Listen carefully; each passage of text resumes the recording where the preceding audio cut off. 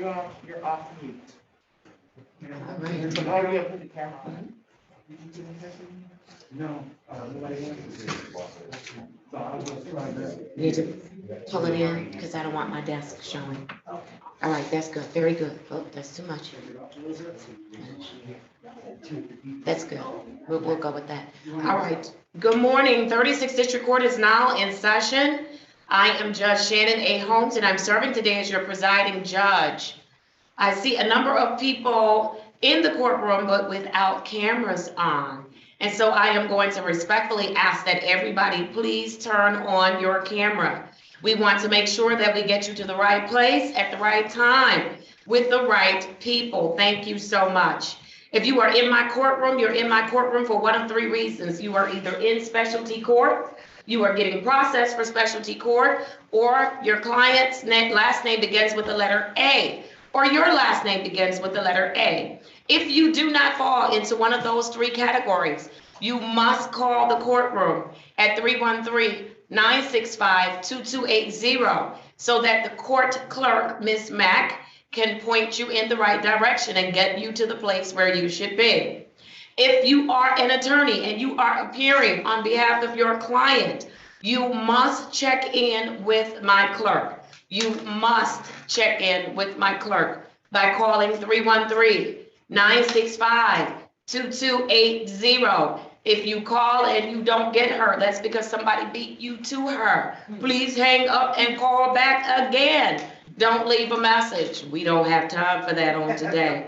So please hang up and call back. You must speak to her live and check in. If you are a police officer and you are here on a case, you must check in with the clerk by calling the courtroom at 313-965-2280. On this morning, I am going to handle my specialty court docket first. And so if you are not here for specialty court, you are going to receive an invitation to a breakout room. I need you to accept that invitation. Breakout room number 1 will be for defendants with the last name A, as well as breakout room number 2. And then breakout room number 3 will be for attorneys and police officers so that the prosecuting attorney can join you to speak with you about any offers that may be on the table. And so, Ms. Wilson, good morning to you. I'm going to ask that you set up those breakout rooms. Breakout room 1 and 2 will be split between the A's and the attorneys on this morning after they place their appearance on the record. And then breakout room number 3 will be for the defense attorneys that are representing clients, as well as any police officers. I'm going to start with having the attorneys assigned to specialty court only. Please place your appearance on the record. Mr. Barton, I see you. Yes, good morning, Your Honor, to you and your staff. May it please this honorable court, Darnell Barton, P83363 on behalf of specialty courts. All right, good morning, Attorney Barton. And then Mr. Malafite, you came back today as our House counsel. Good morning to you. Place your appearance on the record. Hi, good morning, Your Honor. Tim Malafite, P72339. Unfortunately, Judge, I'm here on behalf of a retained client, though I would love to help you out. Judge, I'm here on behalf of Muhammad Al-Tayeb. I will be checking in with your clerk. All right, wonderful. Has the House counsel checked in yet? She's up there. Who's House counsel today? Oh, good morning. Good morning, Ms. Bradfield. good morning. Daphne Bradfield, P70578 as your House counsel today. All right, wonderful. And so, Ms. Bradfield, we welcome you to our mixed docket. And so what will happen is you'll go in the breakout room with the A individuals, and you will stay with them. Well, not you stay with them. They will stay in the breakout room until I have completed my specialty court docket. And so hopefully you should have offers by this time. You and Mr. Barton, as well as Mr. Griffin, you should have offers. And with those offers, you'll work out those issues with the individuals. And hopefully by the time we finish our specialty court docket, we'll be ready to do the traffic piece, okay? Thank you. All right, wonderful. Yes, Attorney Barton? Yes, Your Honor. I apologize for interrupting the court. If I may ask, I believe it's Ms. Mack. They can send over the offers. We don't have those. Ms. Mack says she has sent over the offers. Who did you send them to, I Ms. sent Mack? them to Mr. Griffin and to Mr. Burton. To both you and Mr. Griffin. Let me check again, because so let me verify, and I'm so sorry, Ms. Mack. Give me one moment. That's okay. It's fine. All right. So I have to take a pause so that Ms. Wilson is able to put people in their breakout rooms. We'll do that at this time. Please accept your invitation. Otherwise, you'll be placed in a breakout room. I'm sorry, in the waiting room.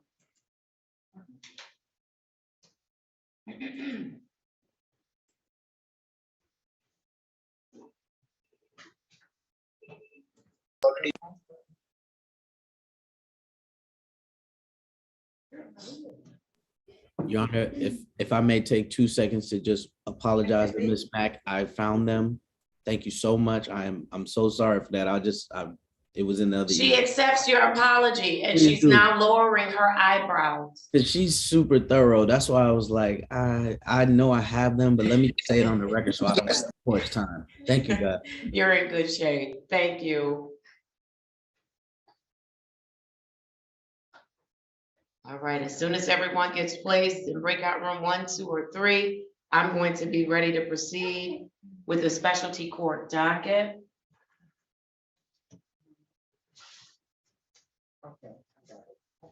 Ms. Cleveland and Officer E, were either of you able to reach Ms. Gale? All right, Officer E, were you able to reach Ms. Gale? Okay, yes, I'd like her to appear for the hearing on this morning. Yes, she can come on Zoom. That's fine. She doesn't have to come down to the courthouse. And also, if you could check back in for Chaz, I need them to Zoom in as well. And then Ms. Mack, if you could call the city attorney's office, I need a prosecutor this morning. Ask for Ms. Walker. Yeah, call. Your Honor, I'll be right back. I have to go upstairs. Get the phone number for Yeah. this. Okay, no problem. Thank you. And Ms. Mack, let them know I'm asking for Ms. Walker only because this is not with respect to mental health court. Okay. This is the, our other specialty court. Okay. Okay.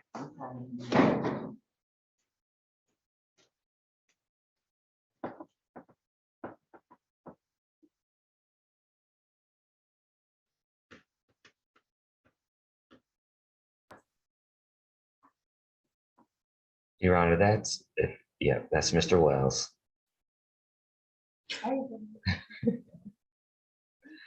Mr. Curtis, thank you. You want her to come to the courtroom or on Zoom, Judge? It's whatever she pleases to do. So it's a sanction hearing.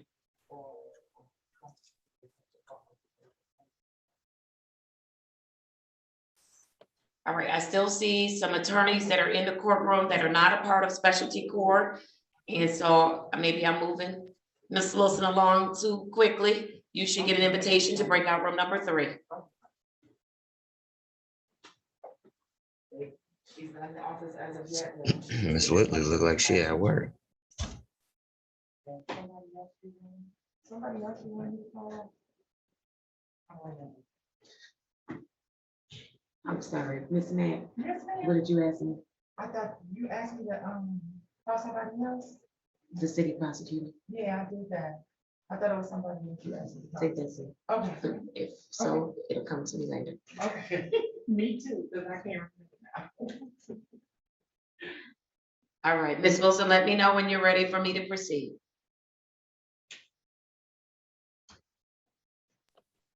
I'm ready, Your Honor. All right, wonderful. Thank you so much. All right, we are going to get our specialty court going. Thank you for your patience on this morning. Let's start with Ms. Wilson. Who are we starting with this morning? Is Ms. Whitley at work? Ms. Whitley, are you at work? Yes. So this is the invoice which got completed. You are. We're gonna start with you then, Ms. Whitley. Good morning to you. Good morning. All right, I have the following matter for Asia Whitley, case number 211-30805. Ms. Whitley, state your full name for me, please. Asia Whitley. All right, Ms. Whitley. New job? New job, oh, and she's frozen. New job, Ms. Whitley? Yes, yes. Oh, are you excited about this new job? Because I see all smiles and teeth and all of that. Are you excited about this new job? Yes, I'm excited. I mean, I can always get one. Just keep me one. Oh, you have a bad connection. You have a bad connection.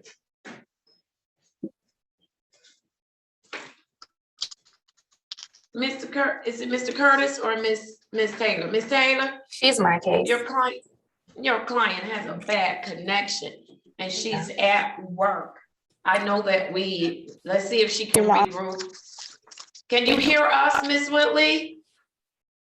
Oh, all right, Miss Taylor, you indicated in staffing, place your appearance on the record. My apologies. Jasmine Taylor, mental health court case manager. All right, thank you and good morning. And Mr. Curtis, your appearance as well. Jordan Curtis, mental health court case manager.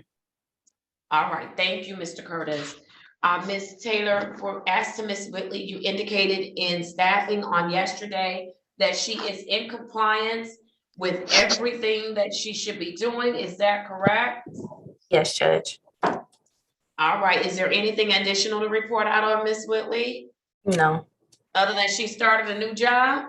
Correct. All right, very It looked good. like we got her back. She's in a better spot. Oh, she is. All right, wonderful. Ms. Whitley, tell us what's going on with you. We're in the dark. I got a new job and I wasn't going to take it at first because everything is still up in the air, but I decided to take it. I like it. Oh, Lord, hold on. Oh, Somebody you're is on. in the bathroom on my camera, oh shit, oh hell. I'm trying to stop the video. That.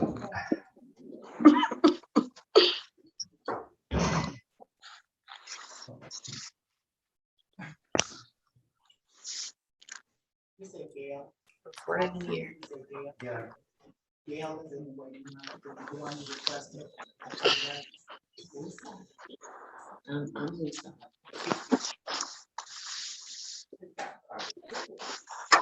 So I didn't give my announcement on this morning. And I didn't think I needed to, not for my specialty court people, because we know that we're streaming live. And we know that we're streaming live on YouTube. That means the rest of the world can see and hear everything that you're doing. Please make sure that your camera is positioned where I only see your face. Oh, I want to say some other stuff, but it's almost Christmas. Isn't it Christmas Eve? Yes, Judge, it's almost So I won't Christmas. say it. It's almost Christmas. And what I want to say will make me sound like the Grinch. I won't do it. I promise you I won't do it. We're in a given spirit. But let me say this, if I see another person's rear end in my courtroom ever again, I promise you, you are going to spend 10 days at the Wayne County Jail. So everybody can look at your ass all day, I'm sorry, your rear end all day long. It won't just be me. Do not take your device into the bathroom. Miss Whitley, let's go. You have a new job, Miss Whitley. I'm who's-on, because it's almost Christmas. It's Christmas Eve. Miss Whitley, how's this new job going? You're smiling. That means you're happy about it. Oh, I'm smiling because of you. Miss Whitley, don't be laughing at me. I'm frustrated this morning. It's already been a long morning. Stop laughing at me. Tell me what you're happy about with respect to that job. What's going on? It allows me to work from home whenever I need to, and it's flexible. So, I mean, it works. This is what I was looking for. Like normally in a common job, they're not that flexible, especially towards the end of the year. But I get to work from home. I get to basically be flexible with anything that I have going on, so it works for me. All right, very good. How are the other things working out? I know you have another issue that's going on. How is that working out? I had spoke to Attorney Barton and Griffin over the weekend, and about an issue. It's still not working out. I had went a week without seeing my daughter, but I finally got her back. But yeah, we just Working through it, right? yeah, it's really nothing that I'm understanding I can really do unless I get another hearing about it. But All right. Are you doing everything you can do to not make the situation worse? I'm learning. I don't want to be here anymore, Okay. so I'm learning not to. I'm reaching out as best as I can to everybody for some advice so that I make sure I do everything I can do properly, I guess, in this situation. All right, very good. I'm glad to hear that. All right, is there anything you need us to help you with? No, I'm just, like I said, I'm working now, so I'm just going through the motions day by day. I can't even think that far ahead, to be honest.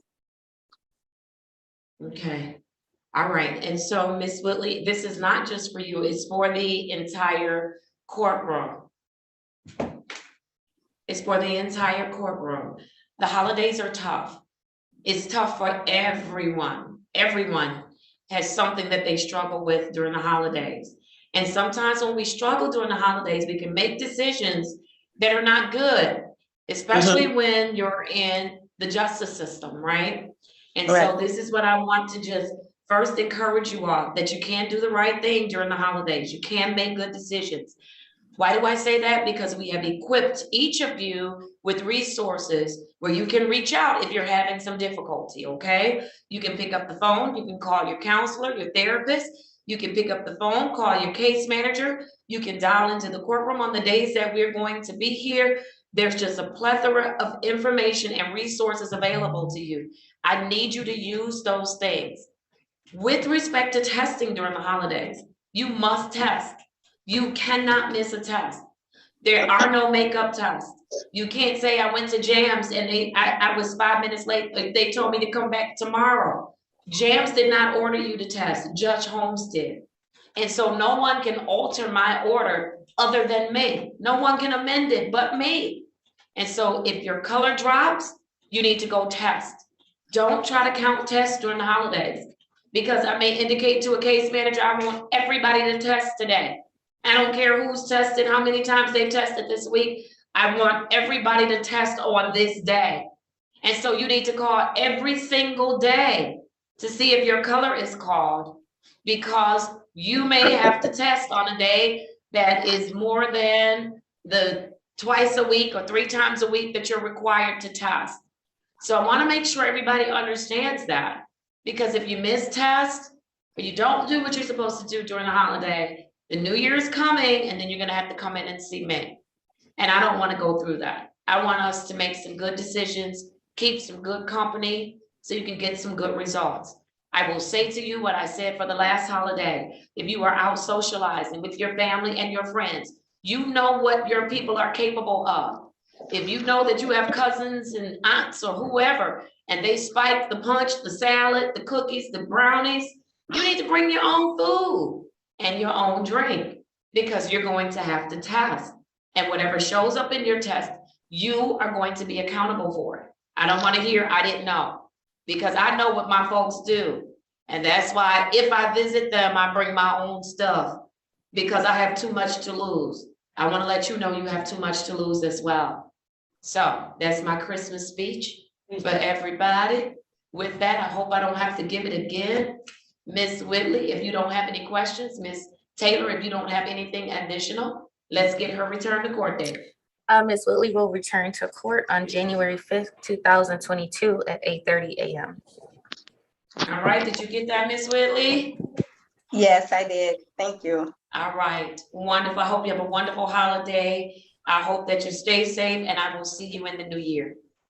Okay, Happy New Year's. Happy holiday, everybody. Thank you. All right, thank you. Bye-bye. All right. I see Miss Gail has joined us. Good morning, Miss Gail. I have Officer E. I'm missing a prosecutor, Miss Gail. And so can Miss Walker zoom in for us? Tell her even if she can't turn her picture on, if she could zoom in, that would be great. I don't want to hold up Miss Gail and I don't want to hold up Officer E. I did contact the office to wait for her to get in. She's gonna wait till she gets in. I think she's in. Right. Okay, all right. All right, Ms. Gill, one of two things. Either you can stay on with us, I'm gonna continue to work cases, or we can call you when the prosecutor comes on so that we're not wasting your time. But I do need you to be a part of the proceedings on this morning. Okay, which one would you like to do? I'm happy to stay on. Okay, wonderful. Thank you for your patience. You're welcome. All right.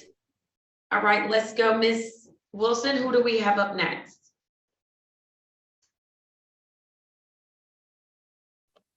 Miss Riggins. All right, good morning, Miss Riggins. Good morning. How are you this morning? I'm well. How are you? I am doing very well, thank you. Of I'm going to course. place your case number on the record. I have case number Z8050941. State your full name for me, Miss Riggins. Aaliyah Riggins. All right, how are you this morning, Miss Riggins? I'm well. Thank you for asking. All right, how are you doing with the program? You still new? Still trying to figure it Yes. out, I'm sure. Still working all the little small pieces. What do you think of it so far? It's still the beginning, like you said. I just really can't wait till I get used to waking up at 7. I like to do the drops early just so I'm not having to worry about what I'm drinking in the day for a dilution or anything can come up in the middle of the day. So I rather just wake up at the 7 a.m., go if my color is caught, and then I'll have the rest of my day. So, just getting used to everything. But I think as well, I don't think mental health will ever be something you'd not working on. So Can you say that again, please? I mean that. I want you to say that again, because I need everybody in the courtroom who wasn't paying attention to pay attention. Yeah, I don't think there's ever going to be a time in life where mental health is not something you should work on or, be aware of or, it's very important. It's like an everyday thing. It is. So.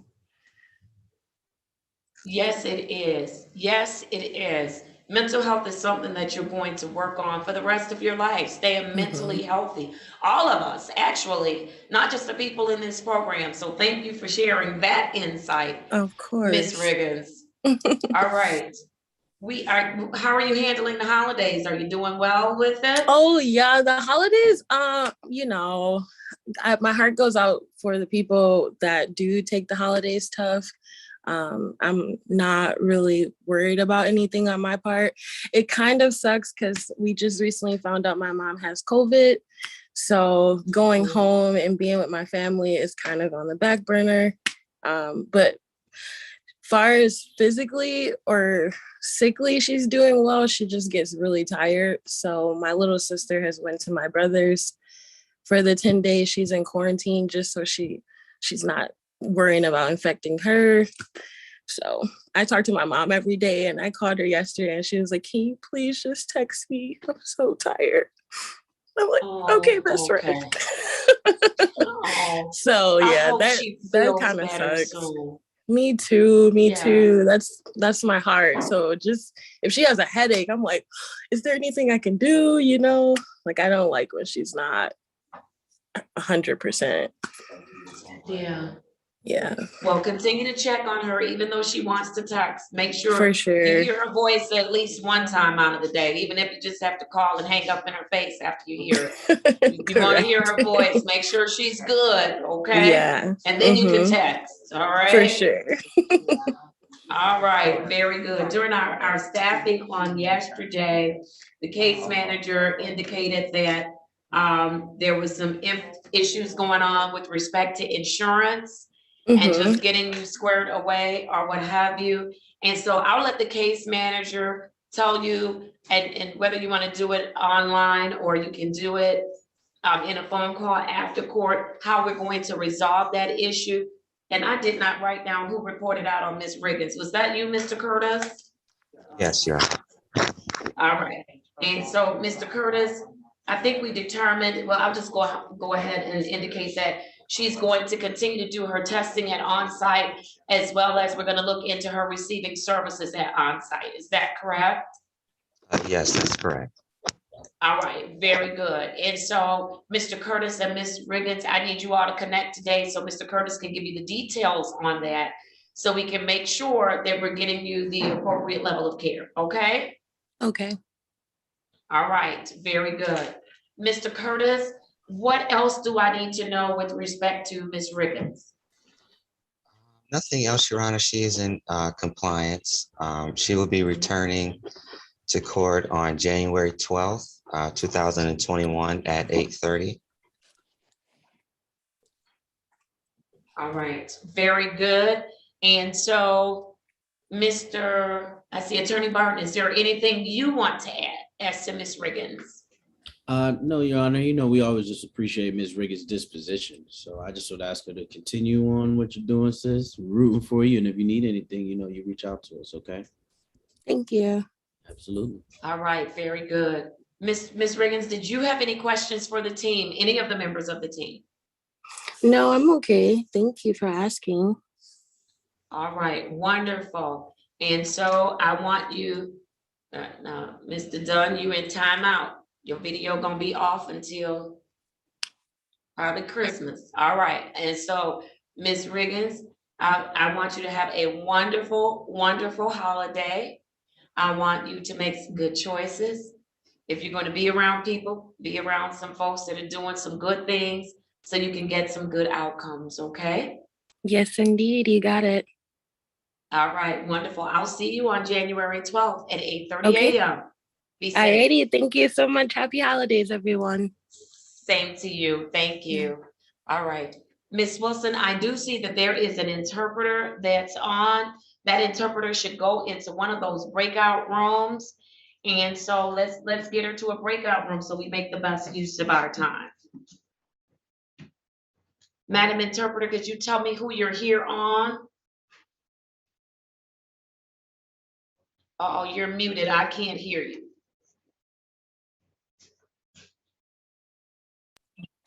I'm sorry, Your Honor. I am here on Mohammed Al-Tayed. All right, that is the second case on the docket, Ms.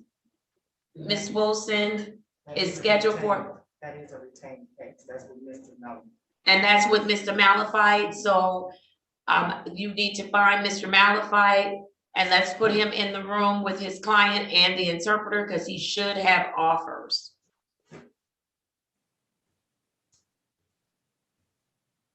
Ms. Wilson? Yes, Your Honor, I'm doing it. Okay, great. Thank you.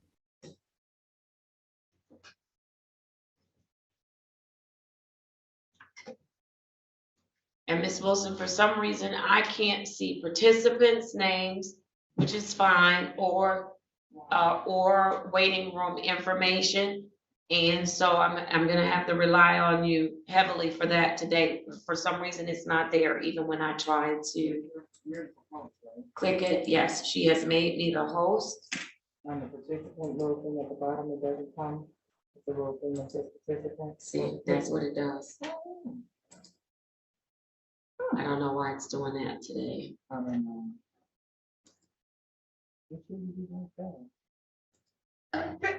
There it goes. It just popped up. Yeah. All right. Good morning. All right, good morning from the jail. Good morning. Good morning.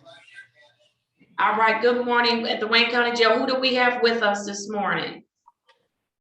Albert Richardson. Albert All Clarence right, Richardson. all right. For Mr. Richardson, let me just grab my notes very quickly. All right, Mr. Richardson, I'm gonna call the case, place it on the record. I have case number U 617-70621. Mr. Richardson, I'm gonna have you say your full name for me, please. Albert Clarence Richardson. All right, good morning to you. Good morning. Officer E, are you placing your appearance on the record in this matter? Yes, ma'am, I can. Okay, yes, if you could do so at this time. Have they wiped off the podium, officer? Yes. Okay, wonderful, yes. MPO Steven Richardson, Detroit Police Department, badge 60. All right, thank you. All right, Mr. Albertson, we have requested, Mr. Richardson, I'm sorry. We have requested a psychiatric evaluation and competency review. And we have not received that information yet.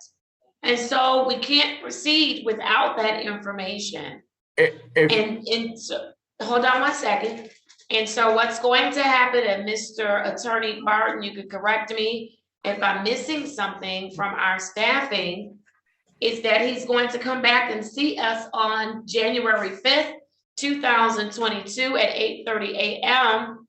Unless we get that report earlier, then of course, the court will move to see him on an earlier date. That is correct, Your Honor. Per MIDC rules, well, I'm sorry, I don't want to interrupt. No, go ahead, Mr. Barton. Well, just per MIDC rules, Your Honor, when there is a psych evaluation requested, that has to occur before we can continue with the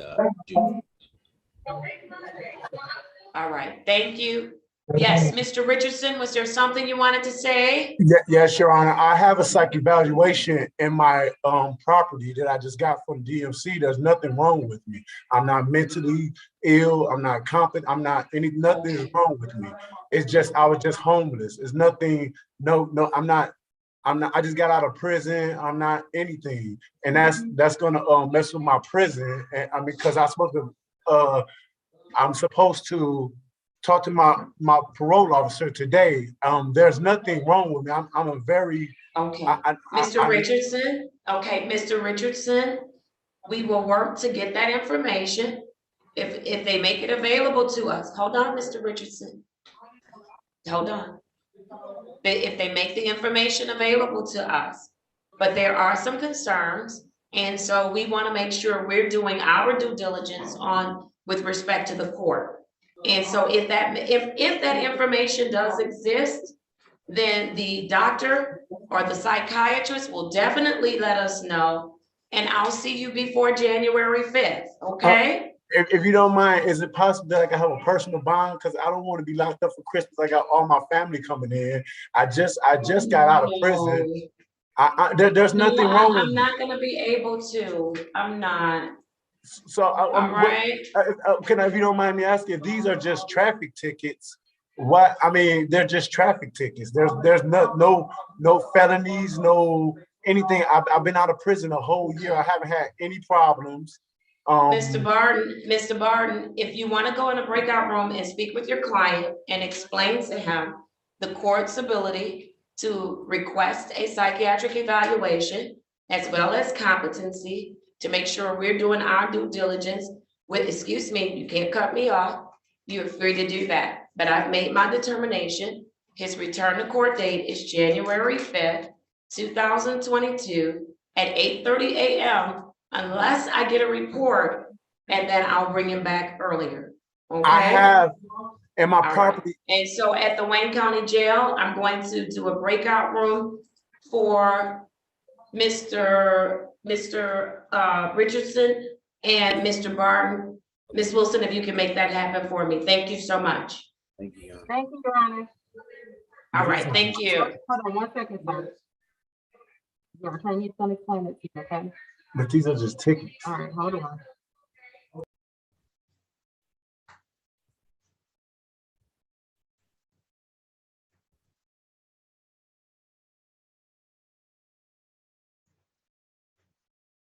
Ms. Wilson, let me know when I can proceed.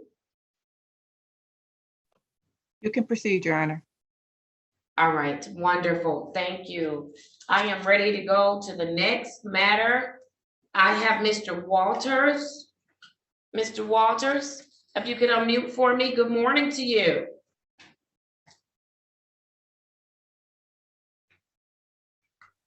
Mr. Walters, are you there? Good morning, Your Honor.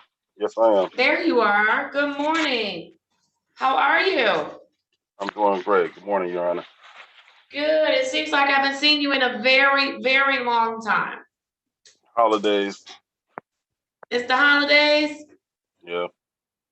All right, let's do it. I'm gonna place your case number on the record. Case number SX 376-25722. State your full name for me, Mr. Walters.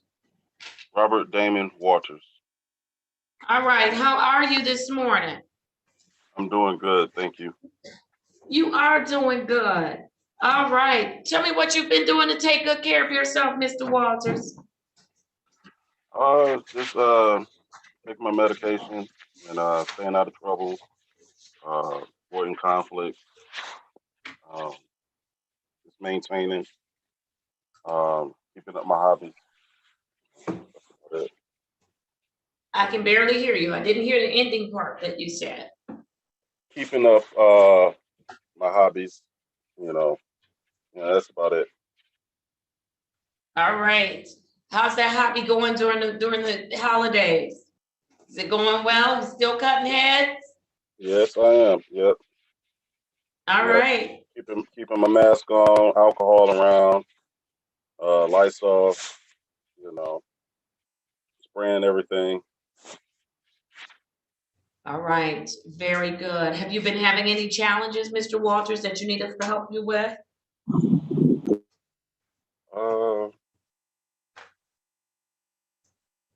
No.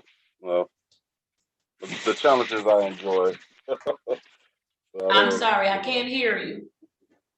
There's challenges I enjoy, so I'm good. They are challenges that you enjoy? Yes.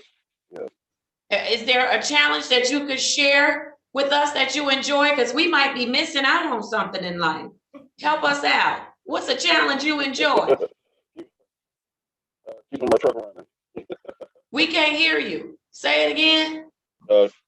Keeping my truck running. Keeping your truck running, but you enjoy that? Yeah. Learning about the mechanics, hands. You have a bad connection. You have a bad connection. Learning about the mechanics of the truck. Yeah. Okay. So there's a problem with the truck, but you're enjoying that challenge because it's giving you an opportunity to learn, get to enhance your mechanical skills, right? Yes. Yeah. Mm-hmm. I like that. I like that, Mr. Walters. All right. I like that. We probably should all apply that to those challenges that we're facing. Find a way to learn something from it, enhance a skill or something. All right. I'm going to need to write that down. You helped me out today. I'm supposed to be helping you. You didn't help me out. Thank you, Mr. Walters. You're welcome. All right. Let me hear from Mr. Curtis. Mr. Curtis, what do you have for me as to Mr. Walters? Your Honor, Mr. Walters, he's in phase 3. He was admitted in February of this year, so he is on track to graduate in February 2022. And so he is compliant with his drug screens, he's compliant in treatment, and he's doing very well in mental health court. All right, wonderful. Mr. Walters, you're still doing everything you're supposed to do to keep that driver's license clean? Yes, I am. All right, I'm glad to hear it. If no issues to report, and if Mr. Walters does not have any questions, I'll get the return to court date. Your Honor, that would be January 19th, 2022. All right, at 8:30. 10:30, Your Honor, that'll be a face-to-face. You know what, for the new year, I want to get an opportunity to check in with Mr. Walters. Okay. Because he's so close to graduation. We want to make sure we're good. Okay, not All a right. problem. All right. All right, Mr. Walters. So I want to see you on the 19th of January at 8:30, okay? Okay. All right, Put it wonderful. on my calculator and put it on my alarm. All right, do what you need to do. I hope you are enjoying the holiday season. Be safe. Keep some good company so you can get some good results, okay? Okay, I will. Thank you. All right. Wonderful. Take care. All right. I'm going to, have we heard from the prosecuting attorney? I'm not the prosecutor, but I did have some information. Oh, yes, ma'am. You may approach Miss Wilson. There's Miss Walker. All right, we're gonna call that case next. Absolutely. Good morning. Thank you. We should have, and I'm gonna apologize to you, Miss Walker, we should have contacted you yesterday to tell you that we needed you for a hearing. And we got caught up in everything else that's going on. And we failed to reach out to you. So my apologies, okay? No problem. Yes, all right. And so we're gonna do Mr. Hannah's case next. But this is a good time, Ms. Wilson, to let everyone into the courtroom. If you could do that for me.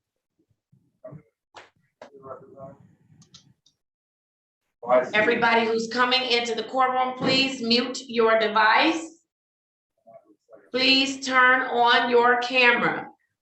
Everyone who's coming into the courtroom, please mute your device and please turn on your camera. I'm going, please mute your device and turn on your camera.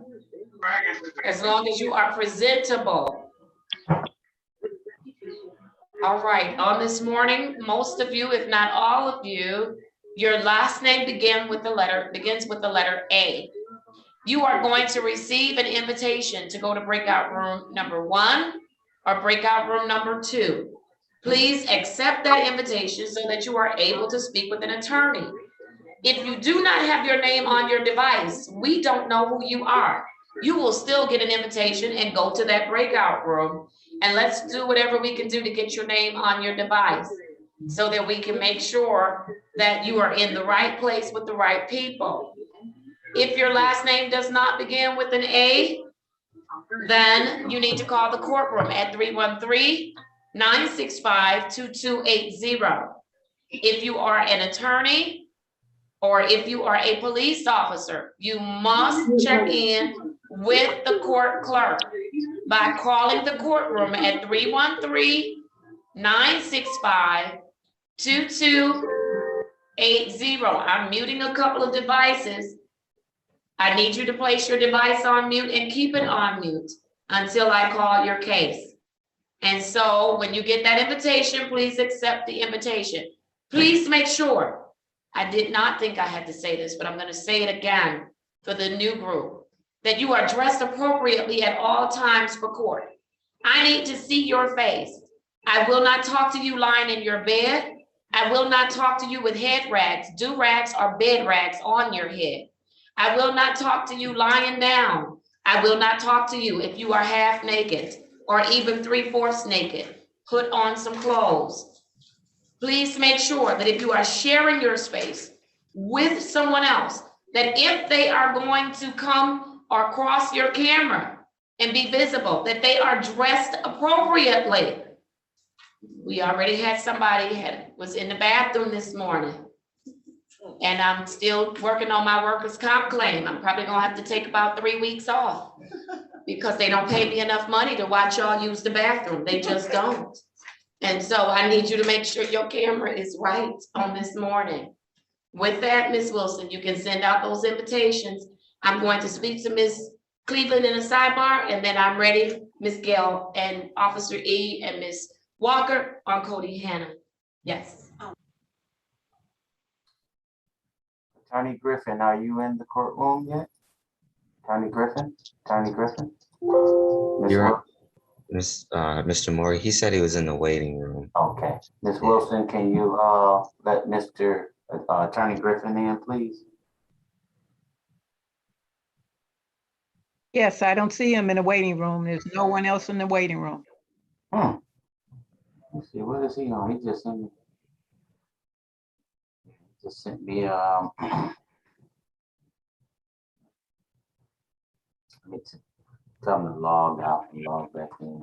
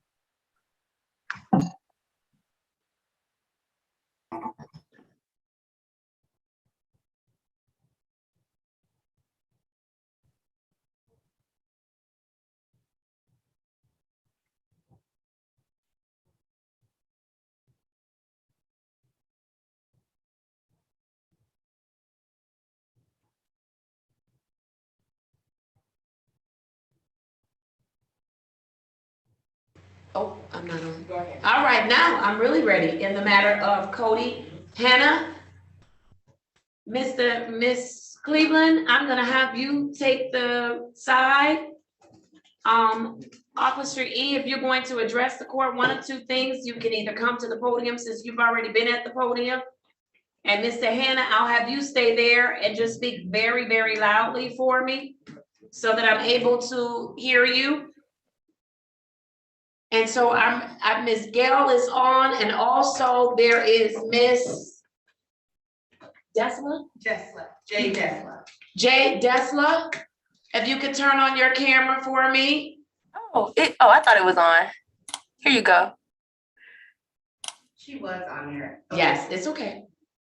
All right. Uh-oh. Oh, there you are. Wonderful. Good morning. Good All right, morning. I'm gonna place good morning. I'm gonna place the case numbers on the record at this time.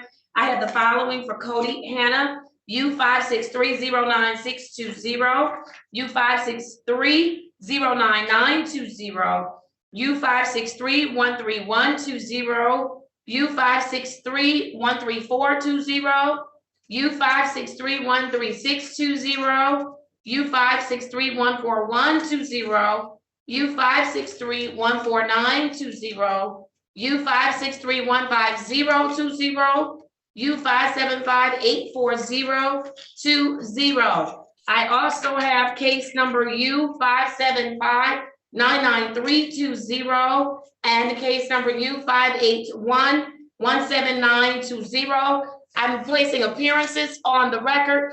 Before I do that, I need Mr. Barton or Mr. Griffin to come in as defense.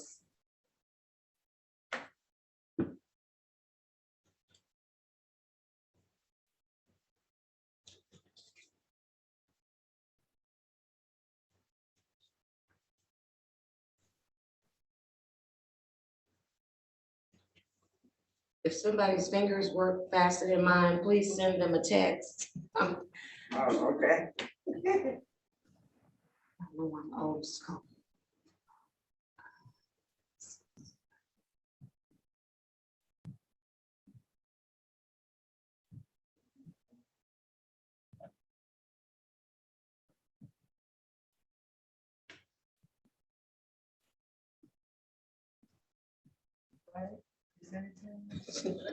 Okay, you gotta send me a phone number. Uh, Or you want to do it on your phone? I can probably text that. Here we go. You got it? I had left out a couple of words and my sentence wasn't going to make sense. So I was trying to go back and put it in. Okay. Okay. All right, let's let one of them come on. While they're coming on, let's start with the people. Ms. Walker, your appearance for the record, please. Shannon Walker, P53794 on behalf of the people. Thank you, Ms. Walker. And then Ms. Cleveland. Your Honor, Toshi Cleveland, case manager for sobriety report. All right, Officer E. MPO Steve Richardson, back 60 Detroit Police Department. Thank you. And then Ms. Gail. Gail Marlowe, Executive Director of Motor City Mission. Thank you and good morning again. And then for Chaz. Oh, hi, Jared Baptisla with Chaz Clinic and also Stephanie, what should I say? Hurtado. She's a case manager as well. Wonderful. Thank you and good morning to all of you. And then Mr. Hannah, could you please state your name for the record? All right, and just so the record is clear, Mr. Hannah is physically in the courtroom on today. I had him come on after receiving some information from his case manager. All right, and so Mr. Griffin says he's been in the waiting room for 30 minutes, but there's no one in the waiting room, so he needs to log out. I'm back, Your Honor. I'm sorry about that. All right. Oh, there he is. All right, who's going to stand in for Mr. Hannah? Mr. Hannah? I can. Yes. I can do that. You can do it, Mr. Barton? Yes, absolutely. All right, wonderful. And then let's send Mr. Griffin to a breakout room to work on the rest of the docket. Mr. Barton, state your appearance for the record, please. Hey, please, this honorable court, Darnell Barton, P 83363 on behalf of Mr. Hannah. Mr. Hannah, can you state your name for the record? All right, thank you. Let's start with Ms. Cleveland. I'm going to have Ms. Cleveland report out. Ms. Cleveland, I'm going to ask you to speak directly in that microphone so that everybody's able to hear you, and we'll start with you. You may proceed. Good morning, Your Honor, and everyone. Mr. Hannah has been seen by the court recently. I believe it was on or about December 9th, 2021, based on some test results that came back for him from the third-party agency JAMS. And we're still waiting for those test results, which have been sent for verification for your order. We're still waiting for those. I spoke with JAMS today, and they're not available just yet. However, and what did he test positive for? He tested positive for cocaine that time, Your Honor. In the meanwhile, Mr. Hannah, excuse me, was also given instruction and orders to make contact with additional services beyond the most recent, which was the CHAZ service, to help him connect to resources which we feel were necessary for him to continue to make good progress. I did receive information from Mr. Hannah that he had made contact with DRP, which is Detroit Recovery Project, Mr. Killing, and also another counseling services that I had referred him to, that he is awaiting a intake process with in January. I did speak to Mr. Killing this morning, and he said that he does not have a recollection of Mr. Hannah and him having an intake process. However, he may have received a phone call from him to start the intake process, but that would have been on or about December 7th, December 9th, Your Honor.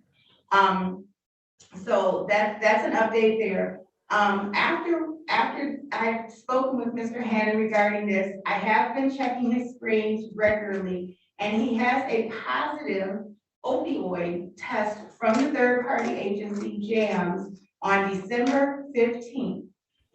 Your Honor, I have also reached out to the CHAZ organization where he was receiving his treatment therapy prior to being ordered to move to other locations or to seek other locations for that because of the inability to make contact with them as necessary for the court.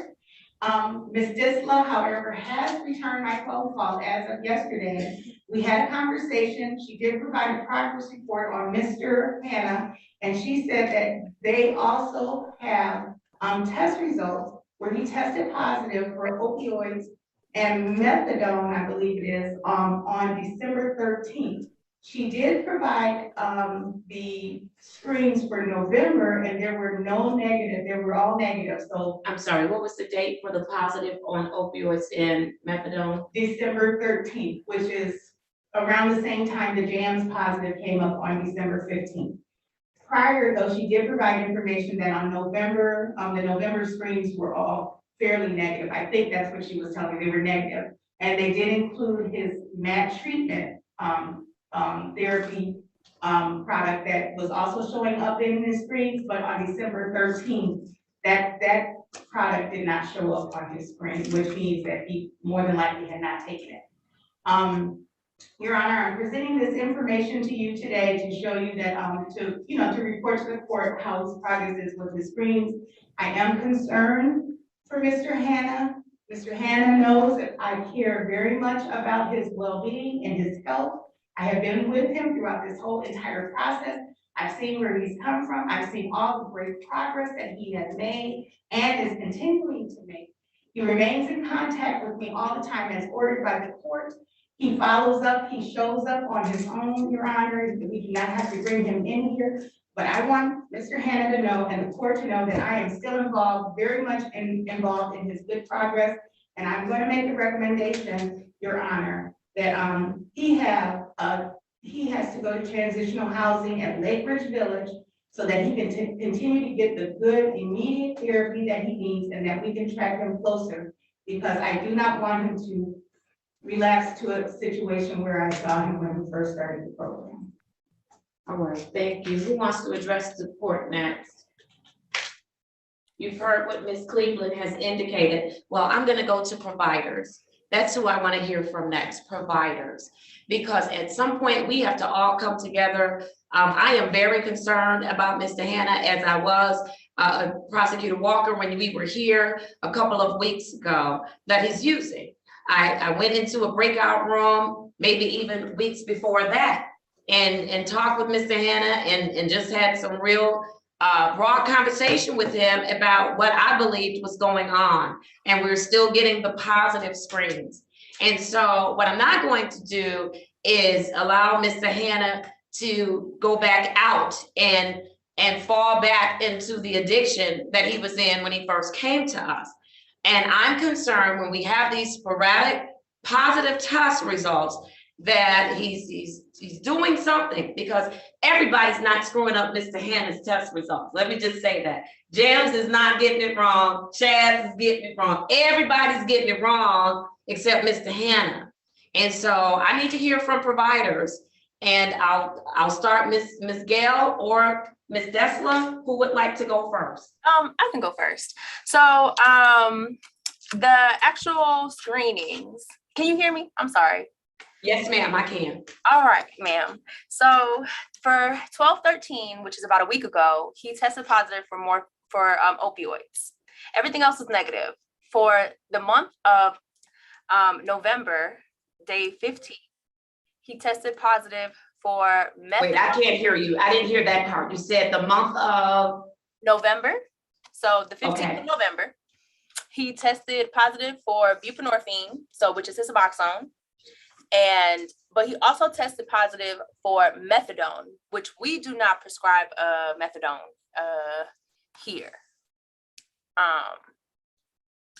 So 9 days ago, he only tested positive for opioids. He did not have Suboxone in his system at all. But he did pick up his prescription, I think, was it a week before or 2 weeks before?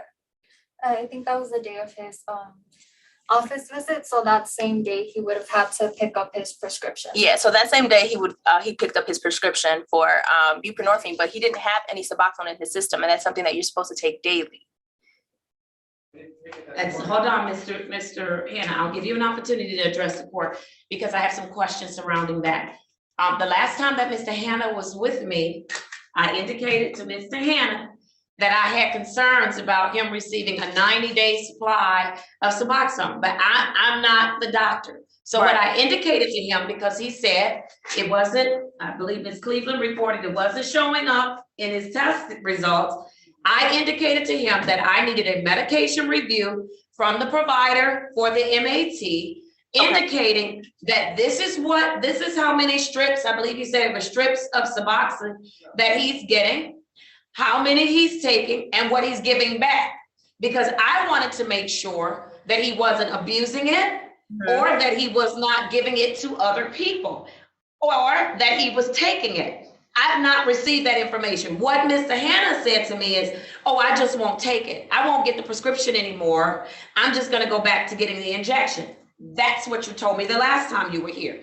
I indicated to Mr. Hannah, that's fine, because I'm not a doctor. If your doctor says it's okay for you to transition to injections, the court has no objection.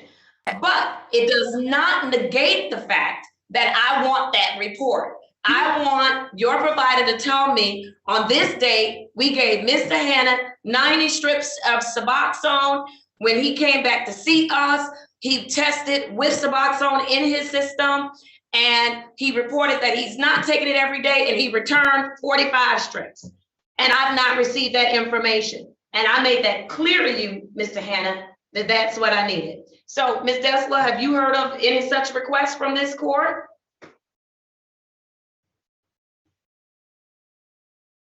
Ms. Dessler, if you all are talking, I can't hear you. Oh, give me one moment, okay? I'm sorry. I'm talking to the case manager real quick.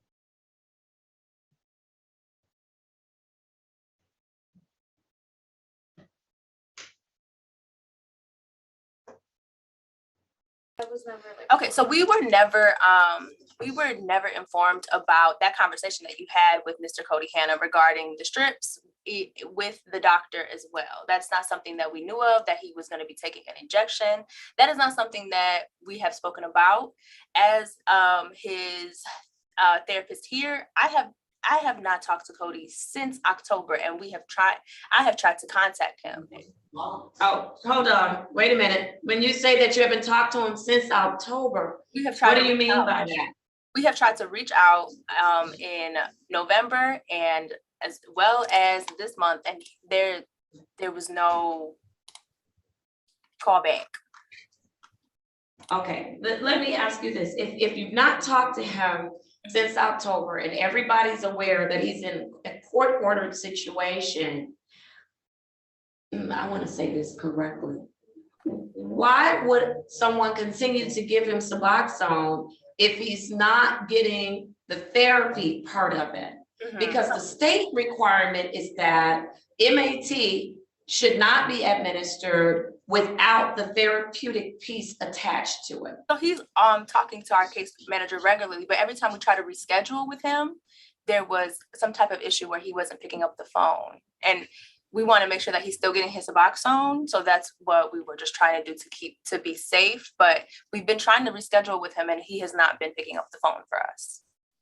But when you say you meet with him regularly, after you tell me you haven't talked to him since October, it's December. That's not meeting regularly. No, I'm saying he meets with the case manager and he comes here regularly, but I'm virtual with him. So every time I try to call him for his scheduled appointments, he does not pick up the phone. And so the case manager continues to make sure that he gets his Suboxone. Is that correct? And the provider. And are the two of you communicating? Yes, ma'am. That if he's not following through, if he's not showing up, then maybe we need to try a different approach, like contacting the court and letting the court know that Mr. Hannah is not showing up, because we are mandated by the state that there has to be the therapeutic piece with the MAT treatment. We don't just give people, they don't get MAT. We understand that, yeah. But it was just to make sure that he is at least stable. We've been trying to get in contact with him and constantly reschedule, and we're constantly rescheduling with him. So let me ask my question differently. Did anyone ever pick up the phone, send an email or anything to the court, whether it's through Ms. Cleveland? No, and we should have, but we let us know. We most definitely should have, and we have not gotten to that.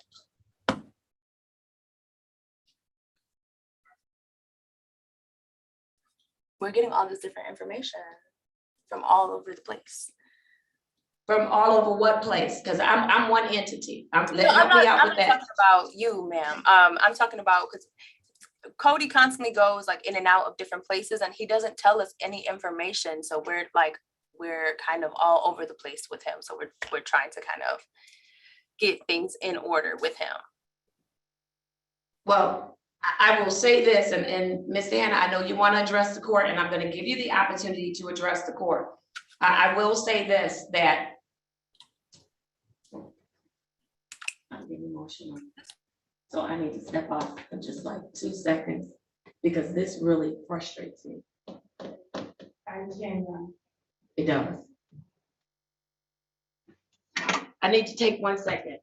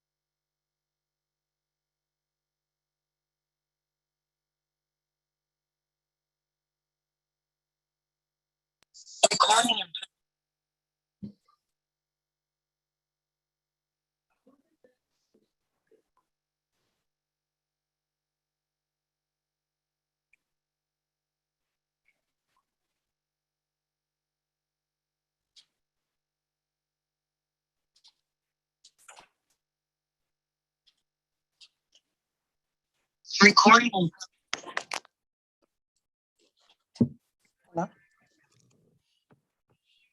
Mute choice, Mr.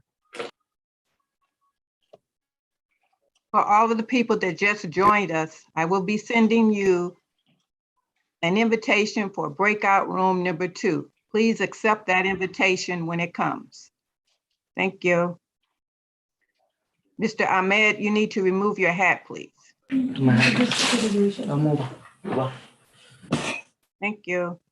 Welcome. Mute choice.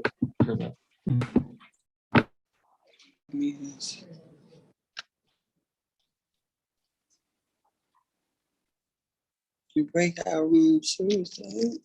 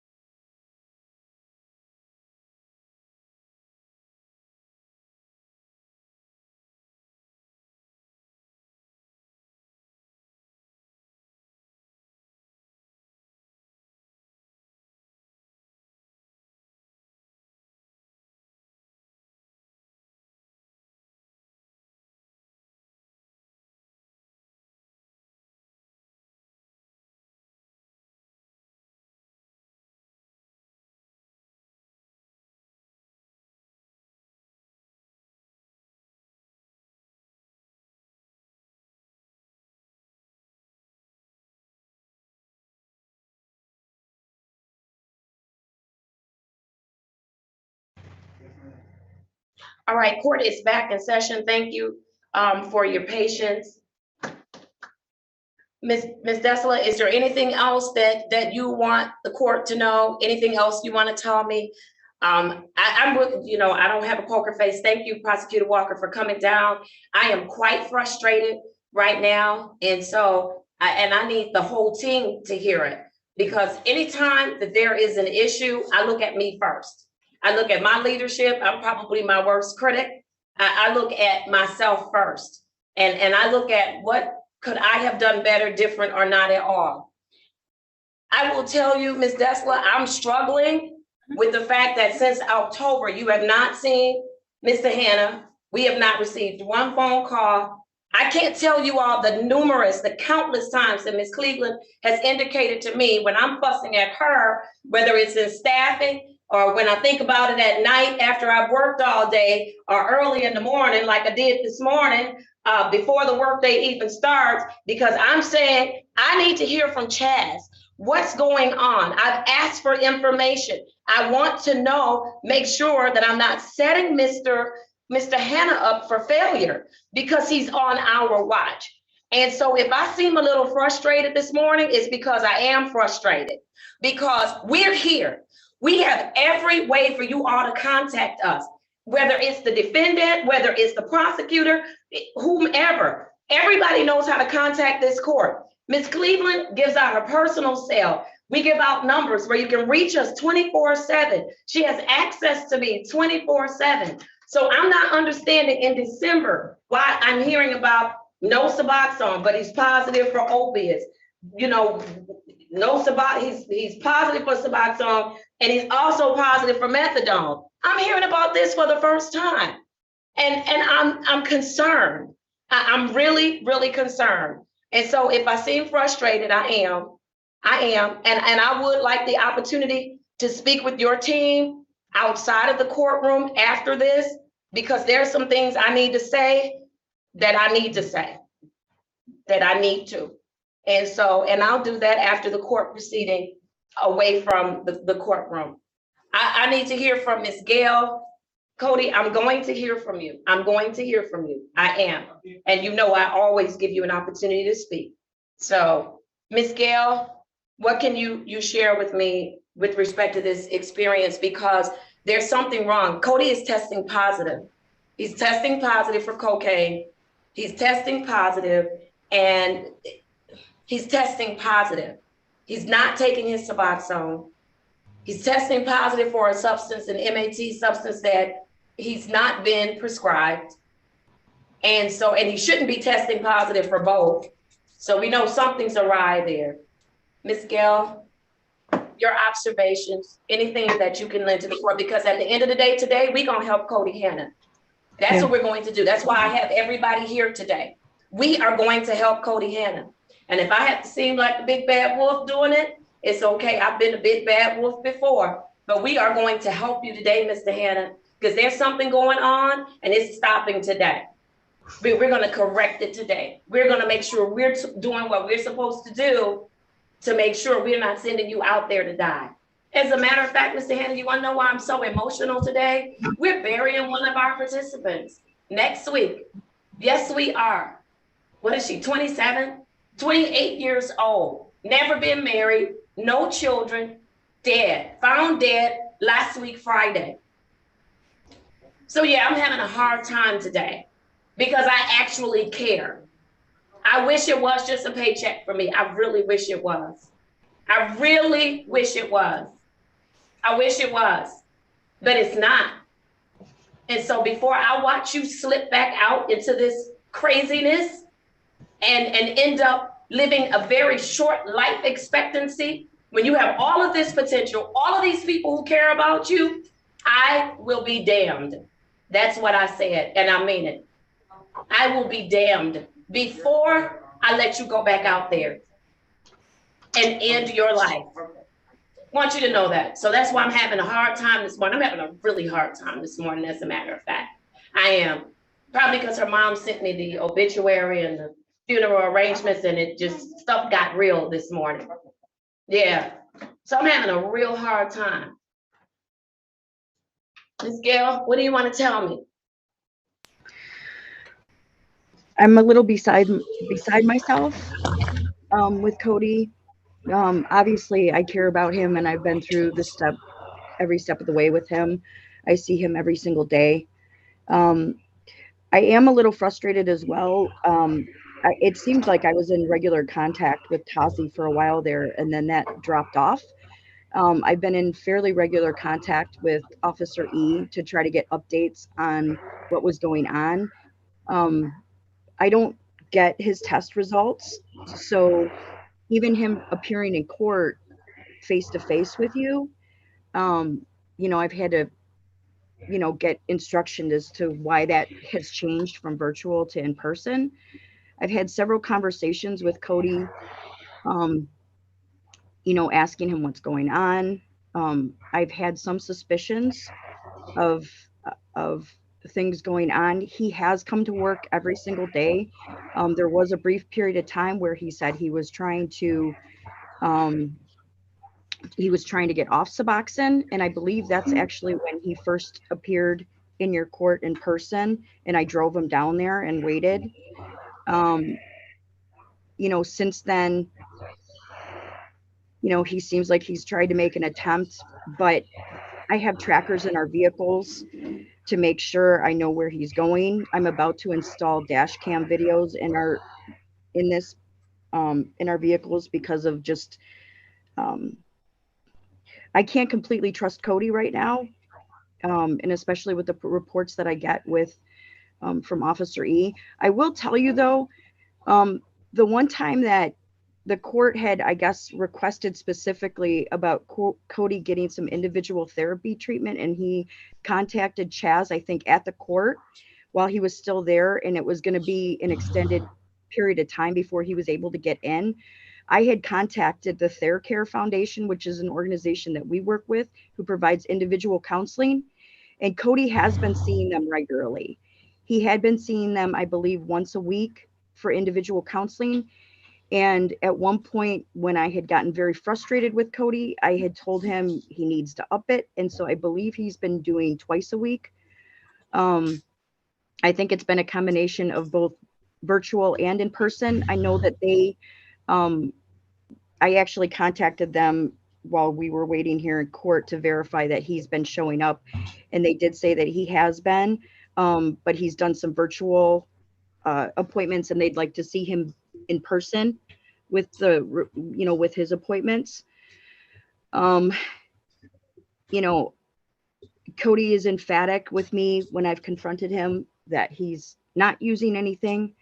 I can't vouch for him in that capacity. I have not tested him. I know that he has been dropping at jams regularly, as far as I know.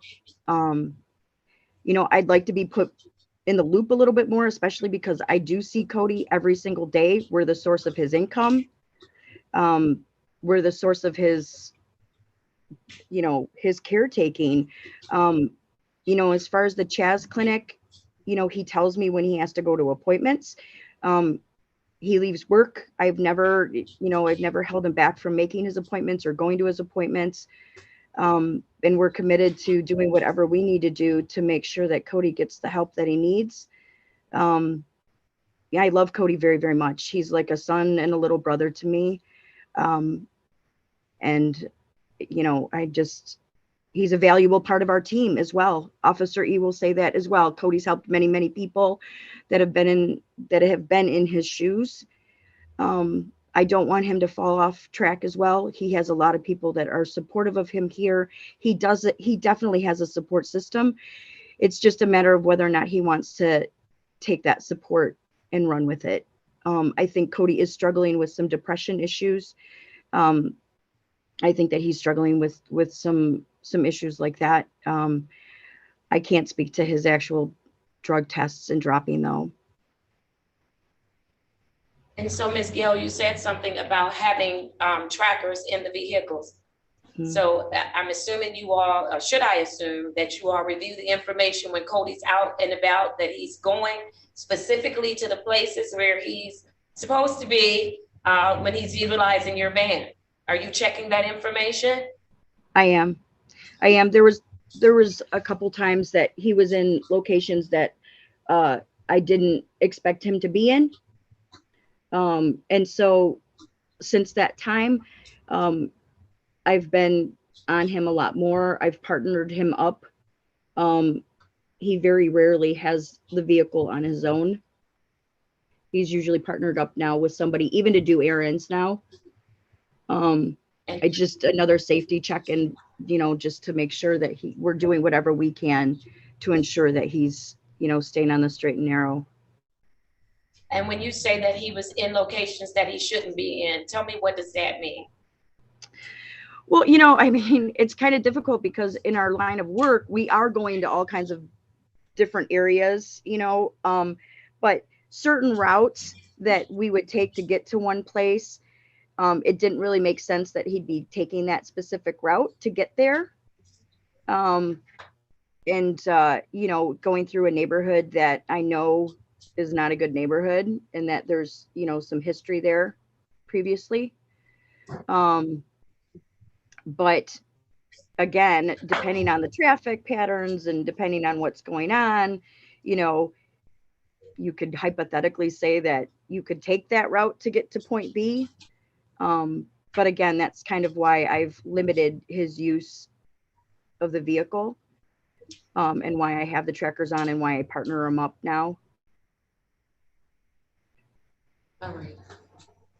All right, Ms. Gill, thank you. Officer E, I'm doing the partnerships first, and then I'll go to Mr. Cody, and then I'll hear from you, Ms. Walker and Mr. Burton. Officer E, is there anything you'd like to add? All right, thank you. Mr. Hannah, I'm gonna need you to speak very loudly. What is it that you want to say to me, Mr. Hannah?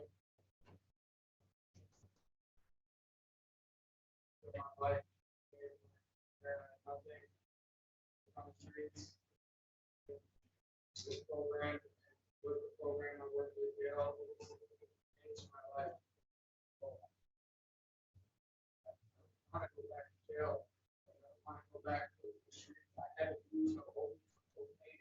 I would jail both. I would take my Suboxone. I had the Chaz therapy. They had to call. I keep my phone on. I have to. But Mr. Hannah, why haven't you been called? I have. To schedule your appointment. That's why now I'm going to therapy. I'm still doing therapy 2 to 3 times a week. But here's the problem with that.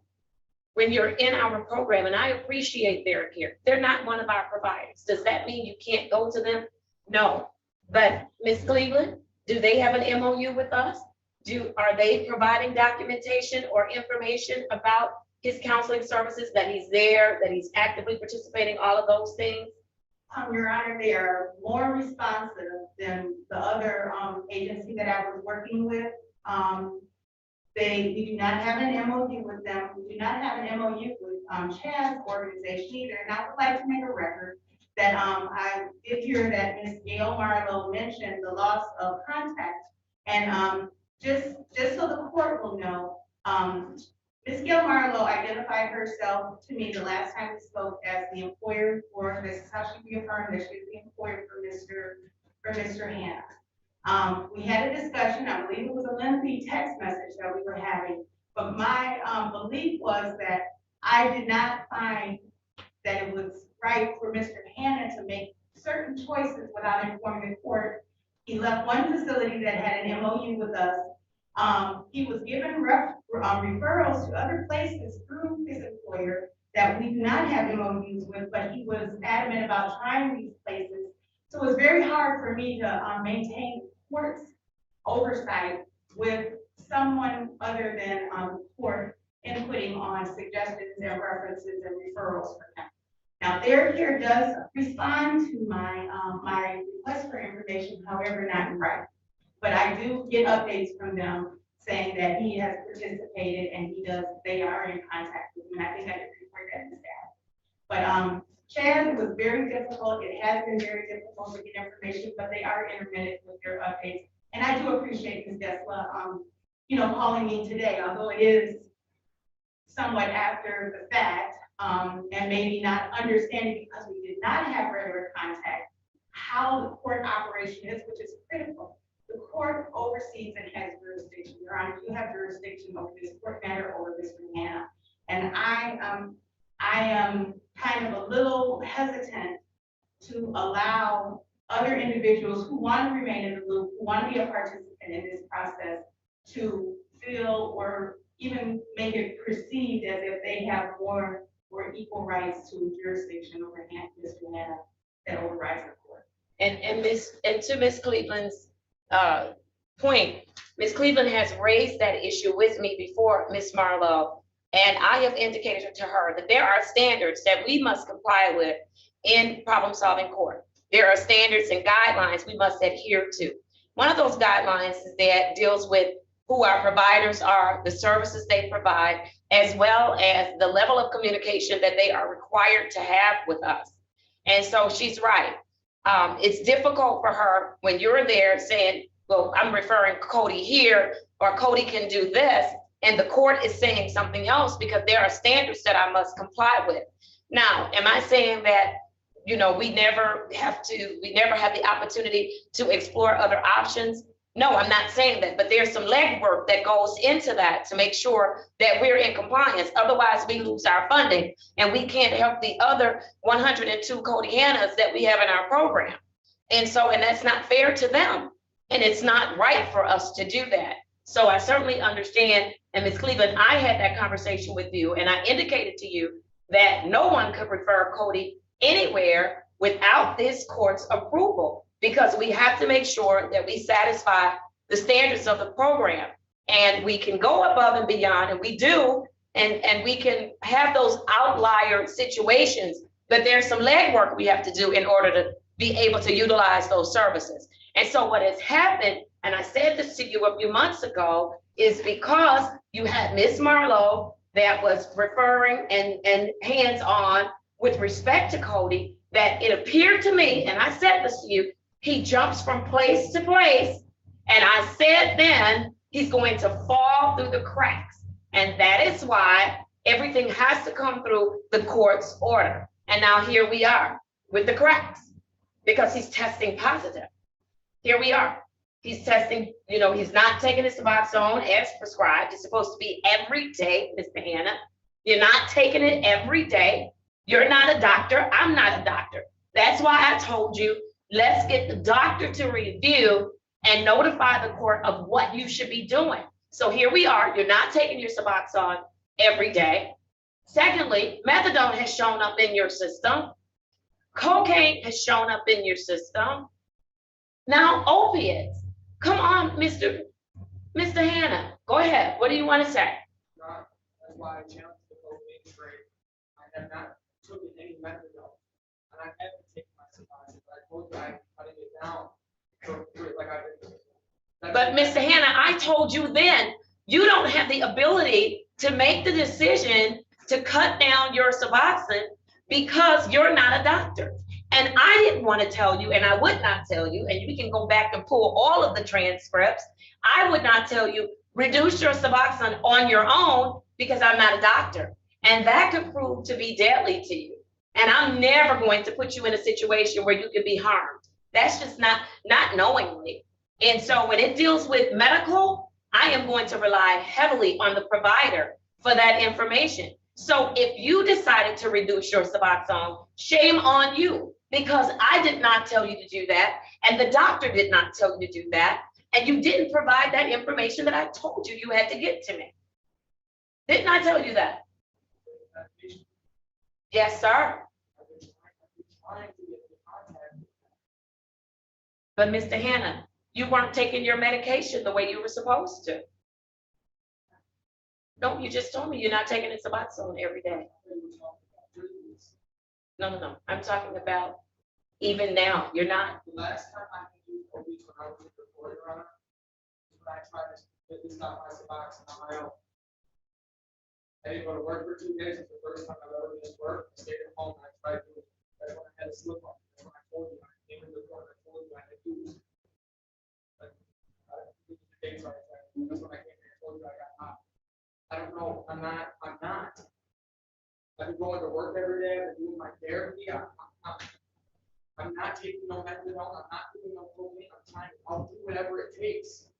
You are, and you're going to do whatever I determine it takes. Absolutely. Absolutely. Because today, this is it. Today is it. Ms. Walker, what do you want to tell me? I'm very concerned. That old saying, too many cooks in the kitchen is what I'm hearing.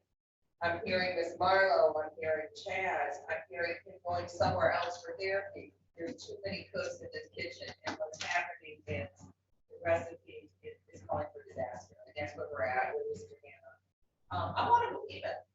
I want to believe it. Mr. Hannah's a great guy. After court last time we were here, Mr. Hannah and I sat and talked. I want to believe it. But Mr. Hannah, like the judge says, with everything else going on around you, if you're saying one thing, everybody else is saying something else, that's when we gotta look at stuff. And you're right to challenge these if you disagree with them. The problem is, there's been too many people that have been in here that have lied to us. And I'm not saying that you're doing it, but that being the case, and like the judge said, we got the obituary today for somebody that was trying to do this program and didn't do it. We need to make sure we don't get one of those people.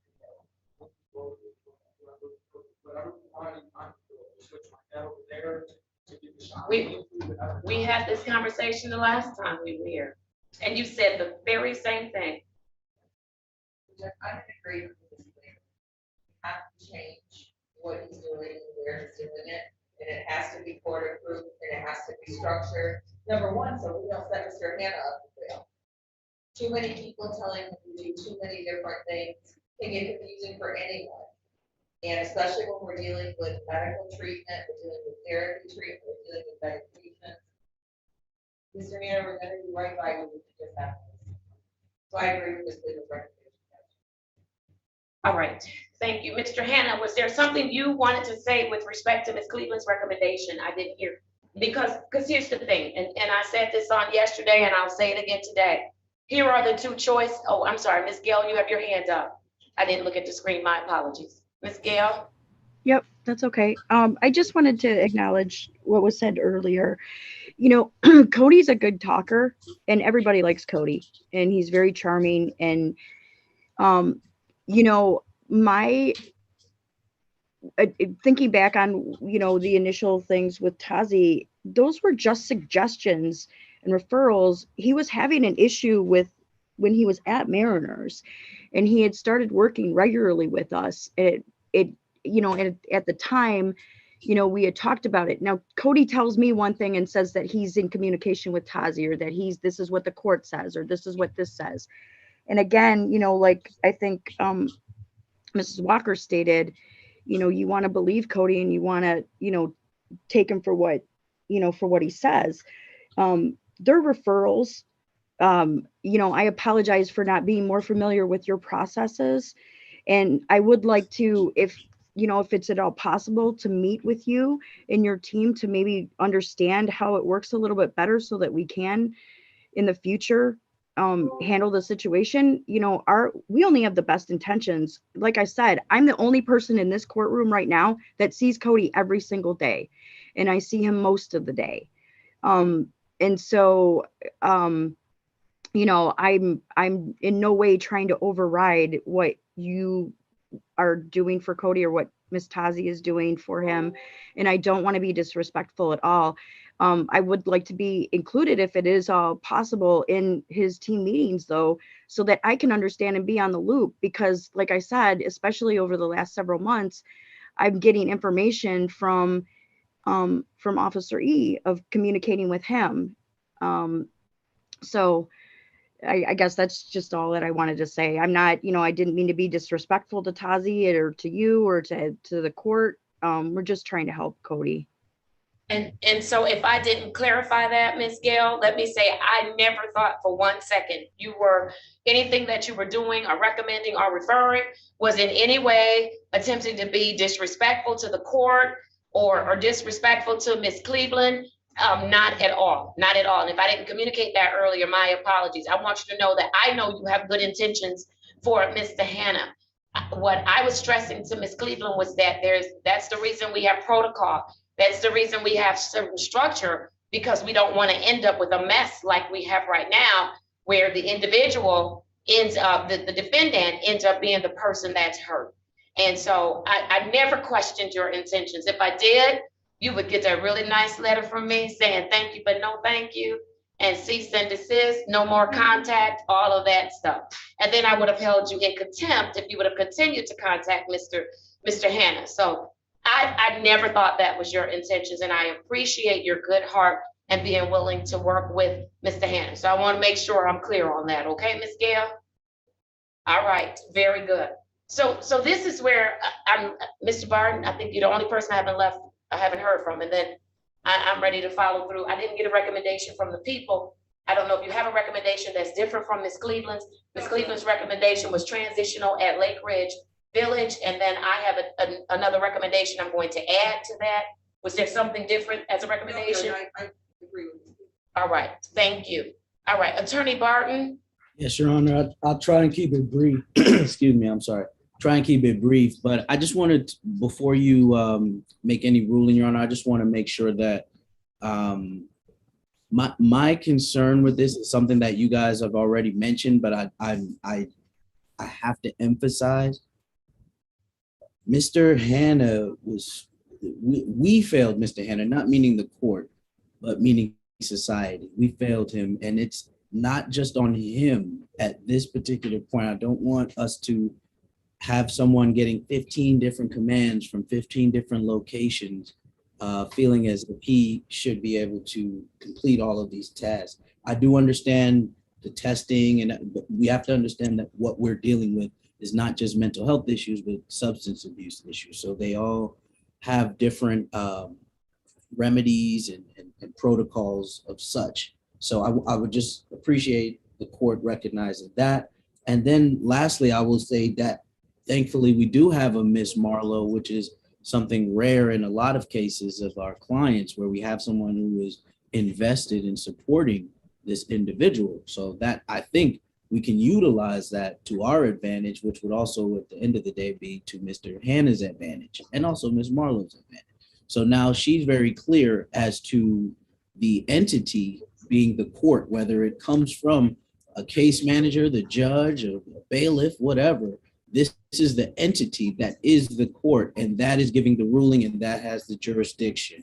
And I believe she can help us going forward to make sure that he's connected to whichever agency, if we decide, if you're continuing with the agency he's with or wherever he goes, she can keep him together in the loop and then relay that message to us. So regardless of the too many cooks in the kitchen thing, if Ms. Marlowe is willing to step up that way, and we appreciate her doing so, I think that'll help alleviate a lot of the discrepancies going back and forth, Your Honor. So with that, I guess I will regress to the court's decision with that, Your Honor. All right, thank you. Anything else before I make a ruling from any of the parties on today? I want to make sure I've heard everyone. All right, thank you. So here's where we are. I cannot ignore the positive test. Mr. Hannah, I'm concerned about you. I'm going to have all of the tests confirmed. I need every single test confirmed. Now, I can't determine what they do with specimens at Chad, but as far as, someone please mute your device for me. All right, I can't determine what they do with specimens that they take from Chaz, and I think that they have disconnected because I know she had a 9:45 client to see. But as to jams for the appointments for the tests that are positive, I want everything confirmed, and it's taking a little bit of time to get those things confirmed. Until then, what I am going to order is that you are going to go to transitional. You're going to go to Lake Ridge. We will talk with Lake Ridge because, as you know, our pandemic numbers are increasing. And I do not get into the operations, the internal operations of entities. But what I will indicate is that I want Mr. Williams to know, and if they need to speak with me, that I am not placing him on the usual 30-day restriction, so he would be allowed to work. He would also have to follow the house rules with respect to the programming at Lake Ridge, but he would be allowed the opportunity to work. Ms. Cleveland, you said that fair care, because I don't want to keep bouncing Cody around to different therapists. If he feels comfortable, are you comfortable with the therapist at fair care? All right, we will continue the fair care. However, I need to get the memorandum of understanding done with them. I also need to, it seems like we already have the release with them. Wonderful. And then they must also provide the updated status, because we don't get to know what you talk about with your counselor, but we do get to know, are you showing up when you're supposed to? And are you doing what you're supposed to do? Are you engaged? In addition, MAT treatment is to stop at Chaz. I'll say what I need to say in a minute. I need you to find an MAT provider for Mr. Cody today. I need us to call in a favor, even if it's pop-off. We need him to be seen today, because we need a provider, an MAT provider that we have an MOU with, who is going to follow the state mandate with respect to specialty courts and the administering of MAT. And so I know pop-off is one of our providers. I do not use the provider at Team Wellness for MAT. And so that's not going to happen. And I need that to happen on today. And so, Mr. Hannah, you had your hand up. What do you have for me?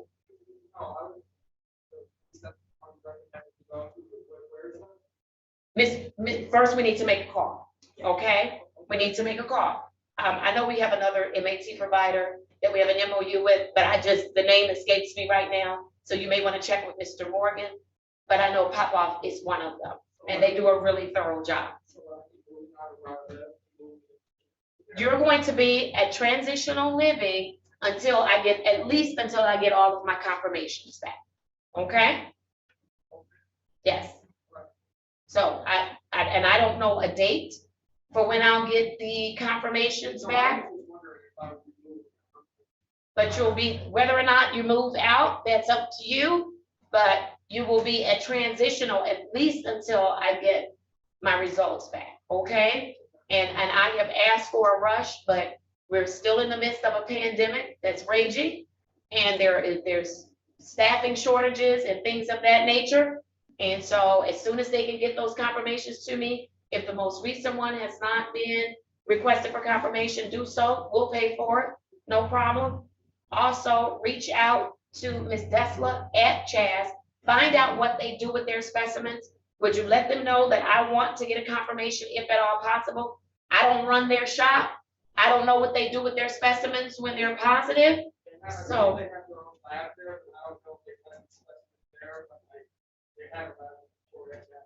But I don't know what they do for confirmation, because usually confirmation is another set of eyes. And so that's what I need to know. And if you could circle back to me with that information. We have already reached out to Lake Ridge. They do have a place available. And so you're going today. That's where you're going to go on today. What I will tell you, Ms. Gail, is that you want to reach through Ms. Cleveland so that she can get some kind of scope of what his work hours will be, because Lake Ridge does have house rules. They have facility rules, and I try not to get into that. I'm working with Cody because he has indicated that I'm not using. So in fairness, I need to get those confirmations. But he keeps testing positive, and we know that he's not taking his Suboxone the way that he should be taking it. And so I want to make sure I have him in an environment where we can get all of this stuff done, as well as monitor and hopefully come up with some conclusive answers. And then we'll know where do we go from here, or we'll come back to the table and determine where do we go from here. Give me 1 second, Mr. Hannah. Ms. Gail, is your hand up? Set a new hand up? Yeah, it is. Okay. I just wanted to mention Central City, they started a Suboxone program, and they are they're at Peterborough and Woodward, and they're our partner with our pilot program with DPD and City of Detroit. So I don't know, that might be another potential MATS program for you guys to look at. But Cody knows the we work with Norris Howard, who's one of the directors there in their program. But anyway, that's just another one that I wanted to let you know. And they might be had a funding. way. There was a funding caveat as to Central City, and I don't know that it's been resolved. And Okay. so one of our funding sources, they were pulled from our provider list. Okay. And so, All right. of course, I can't put my funding in jeopardy. So, but we'll check into it. We'll at least, I don't know, that's been about a year No, that was before the pandemic. Your Honor, Yes. as well, pop-up, we have an MOU existing, we have clients that go there that are having success. That would be my recommendation as well, because we have existing relationships. But I need him to get there today. Today, yes, Your Honor. Okay, so yeah, let's stick with who we have our MOU with. Okay, but thank you for that information, Ms. Gail, because now I need to go and find out if they are still, Central City is still pulled off of our provider list. I don't have the answer to that. Okay? Okay. Do you know, I'm not trying to be difficult. Cody does have one of our vehicles down there right now to go to court. So do you know if he's going to be going directly to Lake Ridge Village or where he's going to be going? Do I need to make arrangements to get our vehicle? Ms. Cleveland, I'll defer to you. Your Honor, I spoke with Counselor Williams over there. They have a space available immediately for the intake process. All I have to do is make the contact with them upon your order. They will pick him up from here if we want to have an arrangement for Mr. Hannah to be picked up from here and taken there. Or if they have to exchange their vehicle, maybe they can arrive here, some secondary driver, take him to the Lake Ridge Village and then continue forward with their vehicle. I don't know if that's an option that could be provided to them. Ms. Gail? I couldn't hear everything that she said, but it sounded like there was options. Okay, so why don't you all talk about options, because what I want this morning is I want him to get to Lake Ridge after he has gotten set up with Papa. I need that done today. Did you take your medicine today? The Suboxone? You already took it today? Yeah. All right, and you still have some with you? Yeah, I have some in my wallet, I have some at home, but if I have to get clothes anyways, right? So, like, Well, Your Honor, I'm trying to understand. I'm deferring to Ms. Cleveland. Your Honor, it's my understanding too that Mr. Hannah has a vehicle, is that correct? Yes, I am. And he's a licensed driver. Yes. And so he could, we have to establish some kind of trust that he's gonna do what he's supposed to do from the onset, because he recognizes that this is for his best interest. The court is assuring that he's going to be seen by a organization that we have a minimal understanding with, that's going to give him the treatment that he needs, and see to his whole health care, because we know that's what happens at Lake. So, Your Honor, I can recommend that he be allowed. I have to find out if they'll let them have vehicles at the facility, but I believe that they do have some independence where they can travel if they're licensed there. So that might be helpful to him to get to and from work. Now, I'm not going to recommend a GPS tether for Mr. Hannah, because we need to know, independent of anyone else, where you're traveling to and from. The court has the ability to place those kind of conditions on you, so we know directly without having to go to multiple parties and multiple sources on where you're going to and from. But I believe the judge is extending her deference to these test results that we're getting confirmed. All right, so this is what we'll do. This morning, I need you to get on the phone with him, with Papa, because that piece has to be taken care of. And then I'll allow Mr. Hannah, so we don't inconvenience Ms. Gail. Mr. Hannah, I'm gonna trust you to go take the vehicle back to work, and then let's get a report time to Lake Ridge where Mr. Hannah can take himself to Lake Ridge. You have your own personal vehicle? No, this is actually, they'll let me use for my things I can do. But I don't know, Ms. Gail, that you want that vehicle at Lake Ridge, right? Right, so once if he reports with your vehicle, will you get him to Lake Ridge at the appropriate time for his check-in? Absolutely. And would you also get him to pop off on today? Absolutely. Okay, so then I think that might be the easiest way to do it.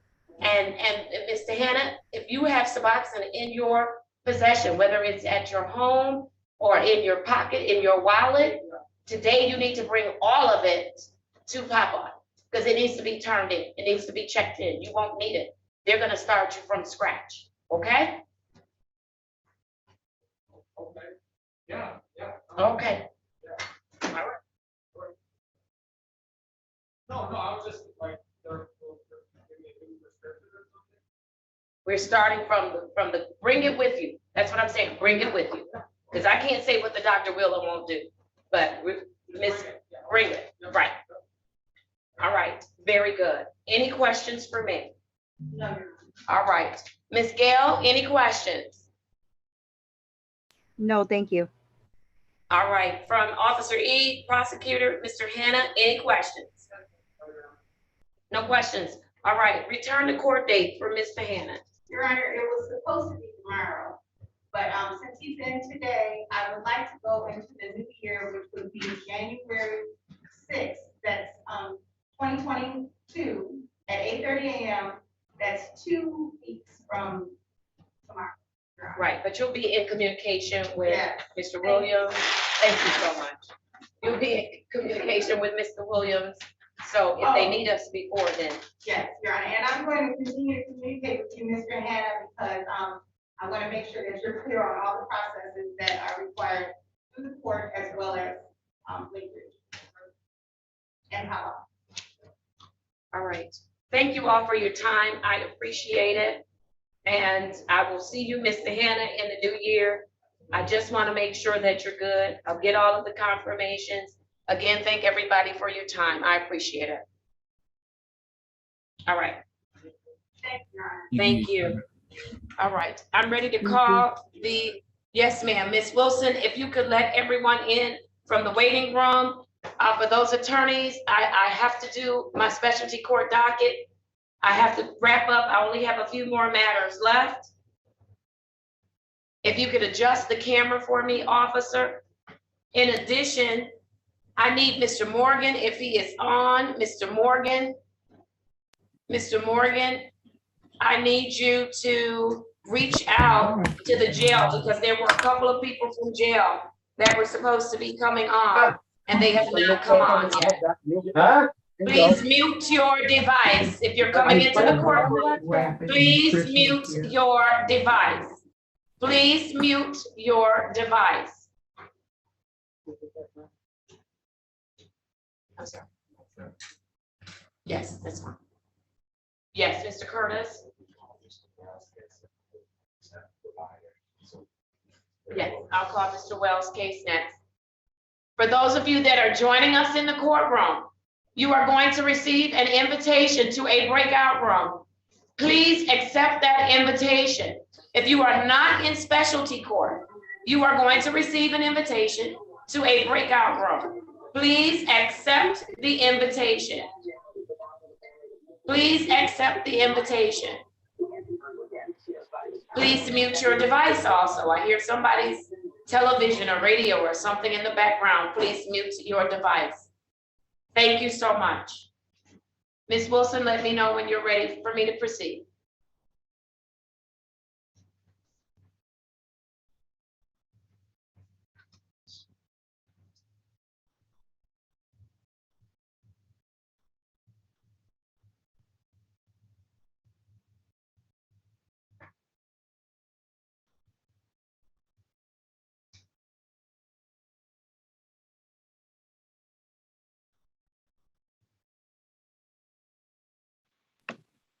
I'm ready, Your Honor. Thank you.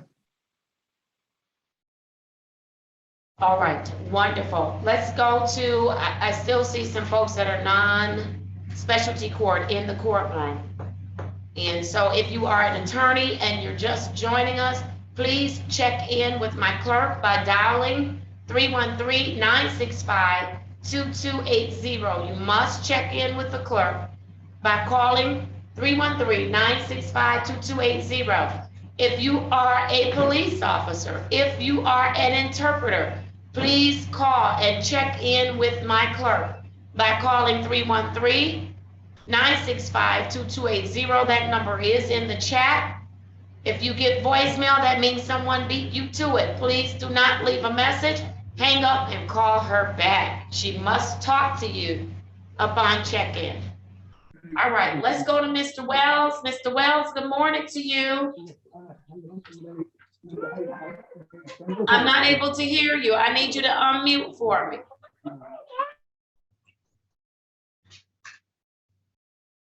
Mr. Wells? I can't hear Mr. Wells. I gotta keep moving. I'm not able to hear Mr. Wells. And see, there are people on here that shouldn't be in my courtroom. And so. Can you hear me now? I can. You make it take longer time, so that's fine. All right, Mr. Wells, good morning to you. Yes, I can. Good morning, Good morning, Mr. Wells. How are you this morning? Great. All right, wonderful. Let me place your case number on the record. Mr. Wells, are you somewhere where you can become stationary and not move around? Well, now I am. I had to go get somebody to mute. It's not my phone. I'm not too good at phones. All right, well, you're in good shape now because I can hear you. Let me call your case numbers very quickly. U55, Miss Mathis, you are not free to leave. But you have to tell the officer, you have to let somebody know. You don't get to just walk out. No, ma'am. Yes, of course you can, but you have to, oh, hold on, no. We're gonna try that all over again. Because let me tell you who you're not gonna do nasty girl with, it's me. I'm not the one. No, ma'am, no, ma'am, no, ma'am. You won't do it with me. Now, what I'm saying to you is, ma'am,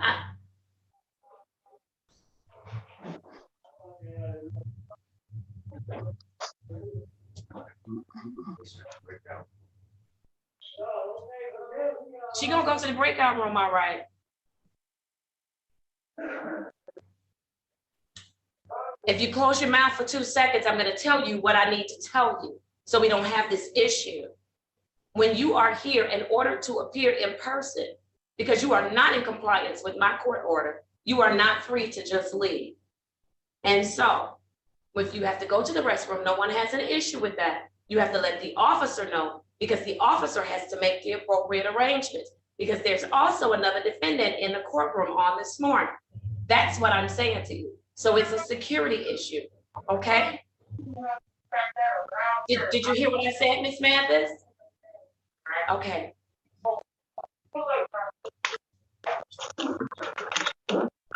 Wow. And officer, if there's a bathroom and lockup that's quickly available, call for a female officer to come and bring her to lockup, and she can use the bathroom 12 times back there. All right.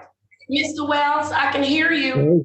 I placed your case numbers on the record, or did I? Let me make sure. No, I didn't.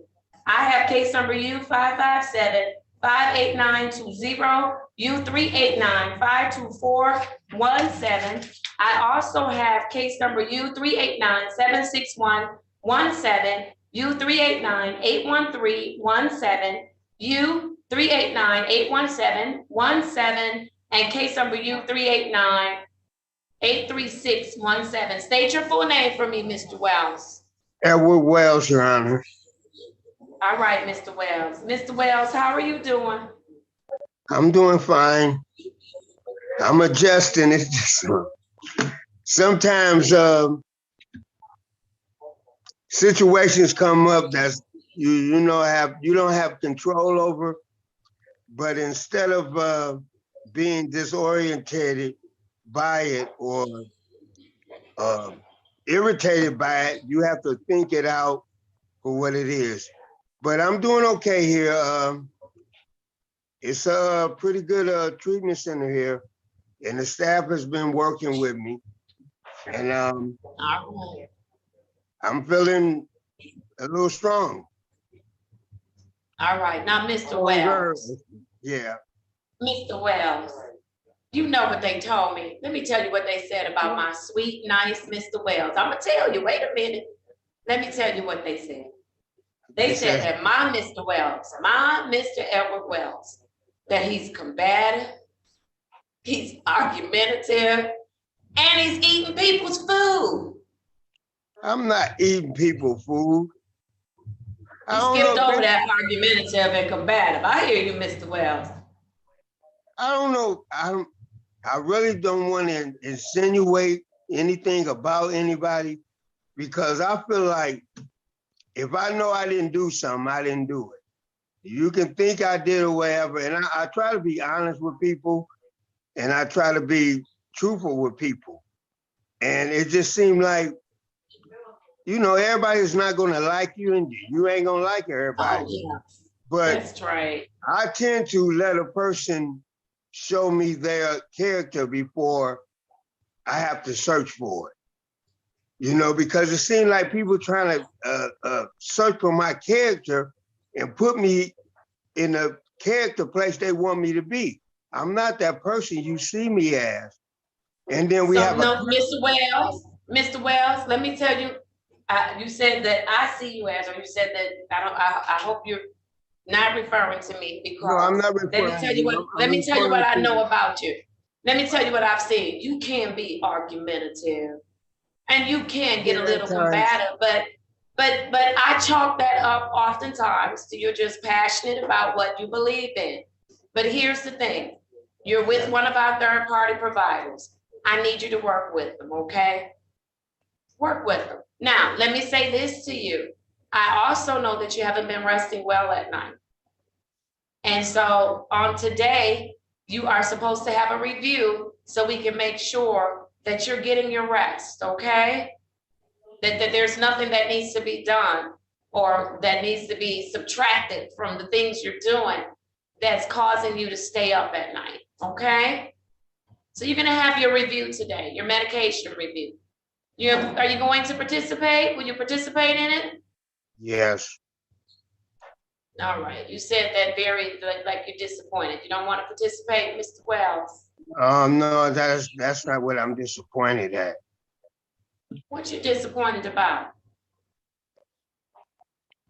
I don't know where these people getting these false accusations about me, and I really don't want to keep verbalizing or pointing fingers because I don't see what they keep seeing. They'll say Okay, so one thing are and you then they sleeping keep at saying night? I'm doing it. Yeah, I'm Is that the sleeping at part? night. I want to sleep Okay. all day. Well, no, you can't sleep all day, Mr. Wells. You have work to do. Mr. Wells, well, listen to this. If you say that you're sleeping at night, then when you go to your medication review, give that information to them, okay? And then they're probably not making any adjustments. Okay, we're just trying to make sure that you're good. Yeah. All right? Yeah, I understand. Very good. And they have Very another good. problem with me, and it's really like a problem that's out of my hand. When they do let me go and take care of important business or personal business, it's a conflict with, you know, I'm traveling on bus, and it's a conflict with me getting back. And a couple of times I was just late, but I do phone.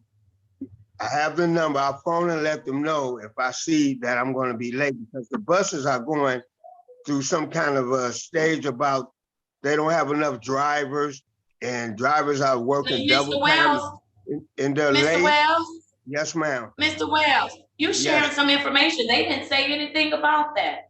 So whatever you're Yeah. doing, it must be acceptable to them with respect to your return time and you notifying them that there's a problem or that the buses are running late. So you're in good shape there, okay? Yes. All right. So other than that and me sleeping, I just had one incident when I first got here because I didn't have my medication with me. And that kept me up for the one time. But as soon as I got my medication, I'll go to sleep the same time. I'll take my medication and I'll eat and then I'll sleep until morning comes. It was just one incident that I stayed. I didn't have any medication with me because when I came here straight from the court. So that was the only incident I had. And I explained them to them that I was having problems with that. But I'm working with them. It's a nice, it's a nice group of people here, and they're doing as they can, dealing with different circumstances and different attitudes and stuff like that. And all right. I'm going to keep working with it. I'll get better at it. All right, and you will, and you're already getting better at it, Mr. Wells. And so I just want to encourage you to work the program while you're there, because the ultimate goal is to get you back home, but to get you back home where you can stay home. That's the ultimate goal, okay? Yes. All right, very good. Mr. Curtis, what did I miss? Anything additional as to Mr. Wells? Nothing additional at this time. I know that Mr. Wells expressed some concerns and labors, but that appointment today will help a lot. Okay, so I want you, what time is your appointment today? It was supposed to been, I think at 11 o'clock. 11? All right, well, you're gonna get there because you have a few minutes. So I want you to get going. Mr. Wells, I'm not gonna see you until after Christmas, so I want you to have a good Christmas. Okay? All right, and a good New Year. All Yeah, right, but you know how to contact us if you need us, okay? Yes, I do. Yes, I do. And Mr. Curtis has been real good at letting me keep in contact with him. Yes, And Mr. Curtis is a the good counselor guy. here, Mr. Williams, he's good at letting me keep in contact with him. So I'm making sure if anything comes up that I'll let them be notified if I have any kind of problem. All right, sounds good. Sounds really good. All right, if nothing else, when is Mr. Wells coming back to see us? January 12th, 2022 at 8:30. All right, did you get that, Mr. Wells? January the 12th Yes, sir, at 8:30. at 8:30. Yes, ma'am. Yes, sir. Yes, Your Honor. All right. All right, take care of yourself and be safe. Okay, happy holidays to you and your family. Thank you, and same to you. Thank you so much. Okay, I'll All talk right, to you later. all right, bye-bye. Bye. Let's go to Mr. Rhea. Mr. Rhea, you've been on with us for a while. Good morning, Mr. Rhea. Can you hear me? I can hear you. All right, wonderful. I have the following matter for you, 210-593-4901. State your full name for me, please. Joseph Rea. All right, Mr. Rhea, good morning. I need you to check on the people from the jail that should have appeared in court, and they haven't. Okay. All right. Mr. Rhea, how are things going with you? They've been going okay. I've been getting back into doing my hobbies and trying to live a little better. So All right, what are your hobbies? just like video games and music, and I collect records and stuff. You told me that when we did intake. You certainly did. Yes, and so have you worked on any Christmas music? Not any Christmas music, not. No Christmas music. No. Uh-oh, you disappeared. I don't see you. There you are. All right, very good. Are your parents still supportive of you, Mr. Rhea? They are. They are wonderful. Make sure you tell them I asked about them and that I said thank you. Please mute your device. I don't know who that is. Mute your device, please. My mom's with me, actually. Good morning, Mom. Good morning, and thank you. Thank All you. right, thank you for your support. Thank you. All right. And so, Mr. Rhea, tell me what you've been doing to work the program. I've just been going to jams every time it comes up and trying to take care of myself a little bit better. I've been doing my therapy. Good. And I just got my case manager at Easter Seals. So. All right. What do you think of Mr. Seals so far? Easter Seals is pretty good. Okay. Sorry? No, go ahead. Somebody else is talking that should have their phones muted. Easter Seals is cool. I sometimes go to their clubhouse thing, which is cool. Okay, very good. Very good. Did you have any questions on this morning for the team? I know it's been a long time. We've had some issues this morning, so thank you for your patience. Do you have any questions? No, I'm good. All right, Mr. Curtis. Yes. So Mr. Rea is compliant at Easter Seals. He is also compliant with Dr. Ellis, and those exams are not he is compliant. He did have a recent med review appointment, and that was a couple weeks ago, so I did receive his evaluation from these two fields, and also his treatment plan. So Wonderful. so we did all of the assessments. There was just one concern about his smoking cigarette, which is a concern. They did adjust, they had some adjustments regarding the appointment. He said he was doing better. And Mr. Ray will be leaving to go out of town. So he's all set. He did provide me with the drug testing facility. So I called and he's all set. The test. All right. So that's right. You're gonna go be with family during the holidays? Yep. All right. Well, we're excited about that. Make sure that you test when your color drops, or did we schedule? You might have to be scheduled at that facility. Okay, wonderful. So Mr. Curtis, you'll take care of that? Yes. Okay, wonderful. And so make sure that I get the order. It has to be in the file for travel. So, because if something else happens out state, they contact and the person might get released. They travel without my order, something happens. Then they get locked up and they can stay there for almost up to 30 days. So that's why that order has to be in place. So I'll sign off on the order and you can travel. Did you have any other questions, Mr. Rea? Do I need papers for like the order that you signed to travel? No, it just needs to be in our records. That's it. Oh, okay. Cool. All right. Very good. Well, if no other questions, what's next for Mr. Rea? Mr. Ray will be returning January 12th, 2021 at 8:30. All right. Did you get that, Mr. Rea? January 12th at 8:30? Yes, sir. On video? All right. And it would be on video. Yes, on Zoom. Okay, perfect. Awesome. All right. Thank you both. Happy holidays to both of you. Merry Christmas and a Merry Happy Christmas. New Year. Thank you. Your Thank Honor. you. Same to Thank you you. all. All right. Thank you for your patience this morning.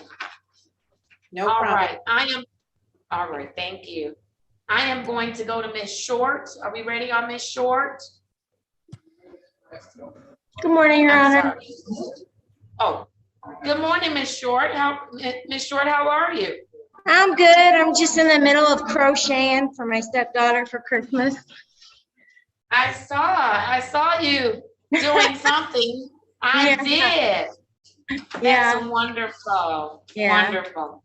All right. Let me place your case number on the record. It's U587-475-20. State your full name for me. Mackenzie Carol Short. All right, Miss Short, how are you doing? I'm doing good. I got like a month and a half clean now. I'm going to my clinic every day. Oh, thanks.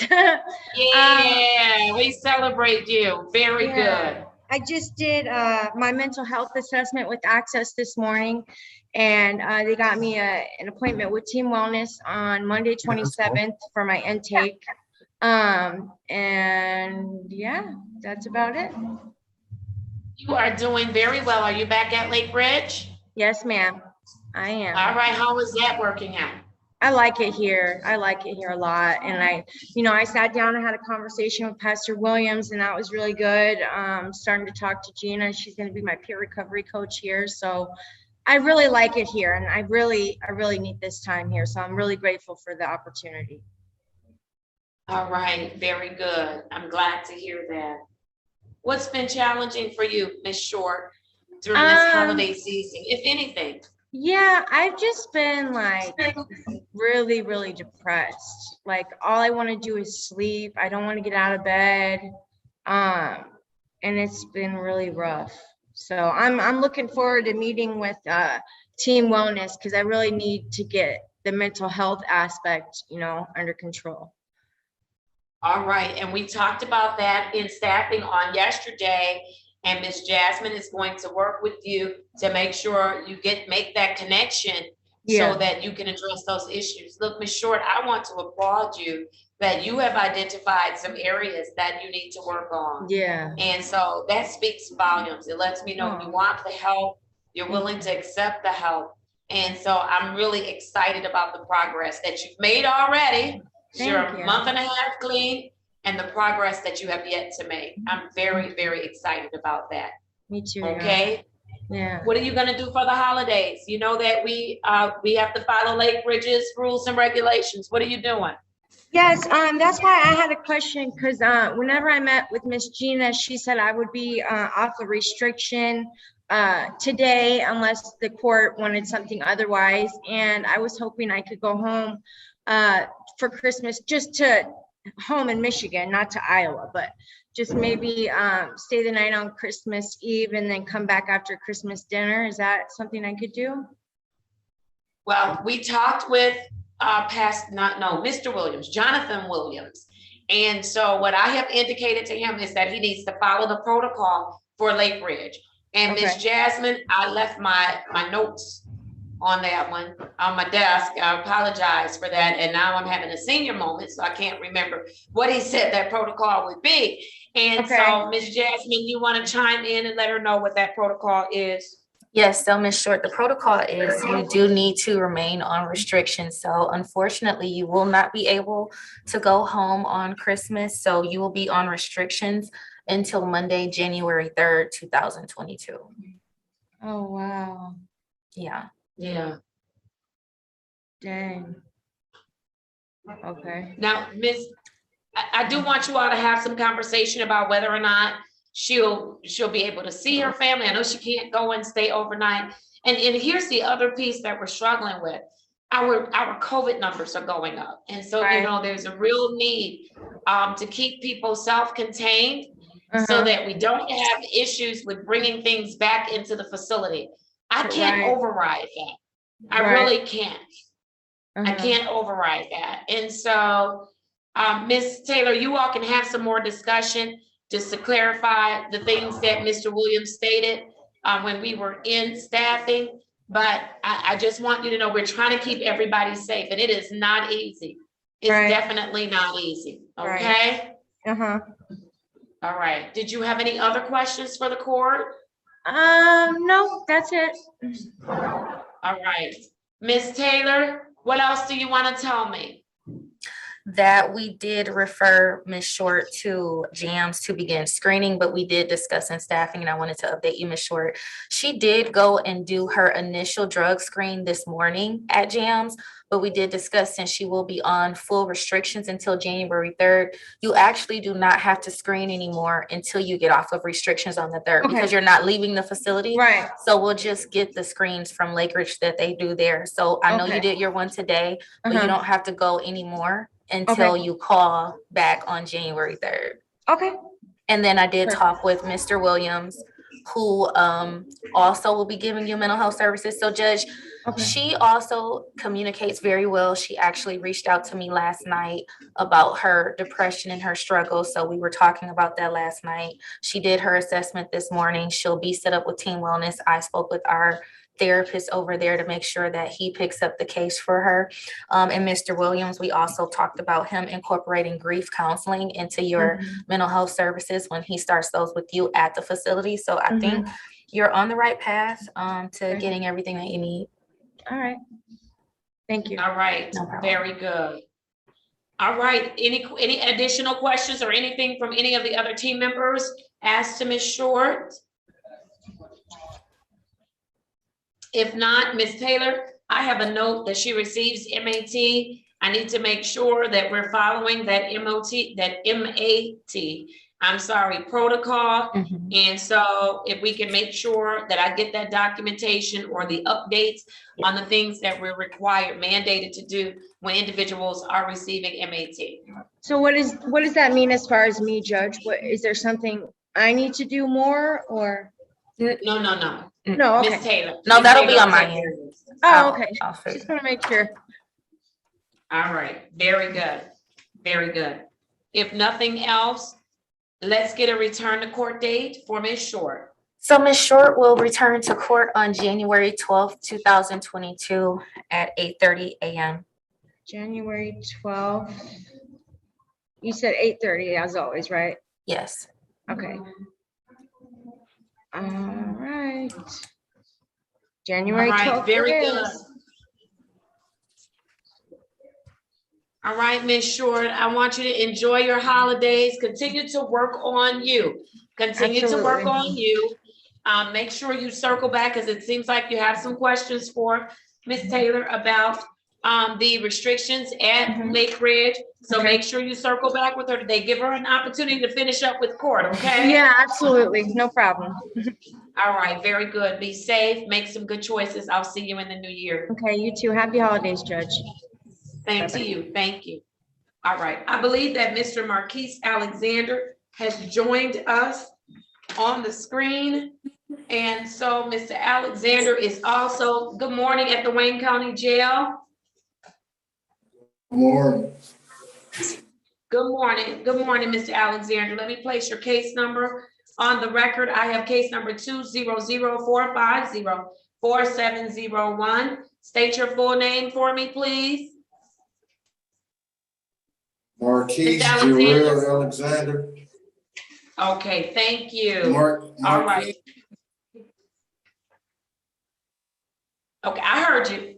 I think we're on a delay, so you're good. Okay. Yes, sir. He has some cases listed on the docket too, Judge, Oh, under 930. okay, give me 1 second. There's some more case numbers I need to call. Thank you. They should all be together. Yeah, I don't know how they got. Yeah, that's okay. They're under show cause, you see them at 930. Under Jermaine Alexander, he's right under. Jermaine. Yes, and it's the same person.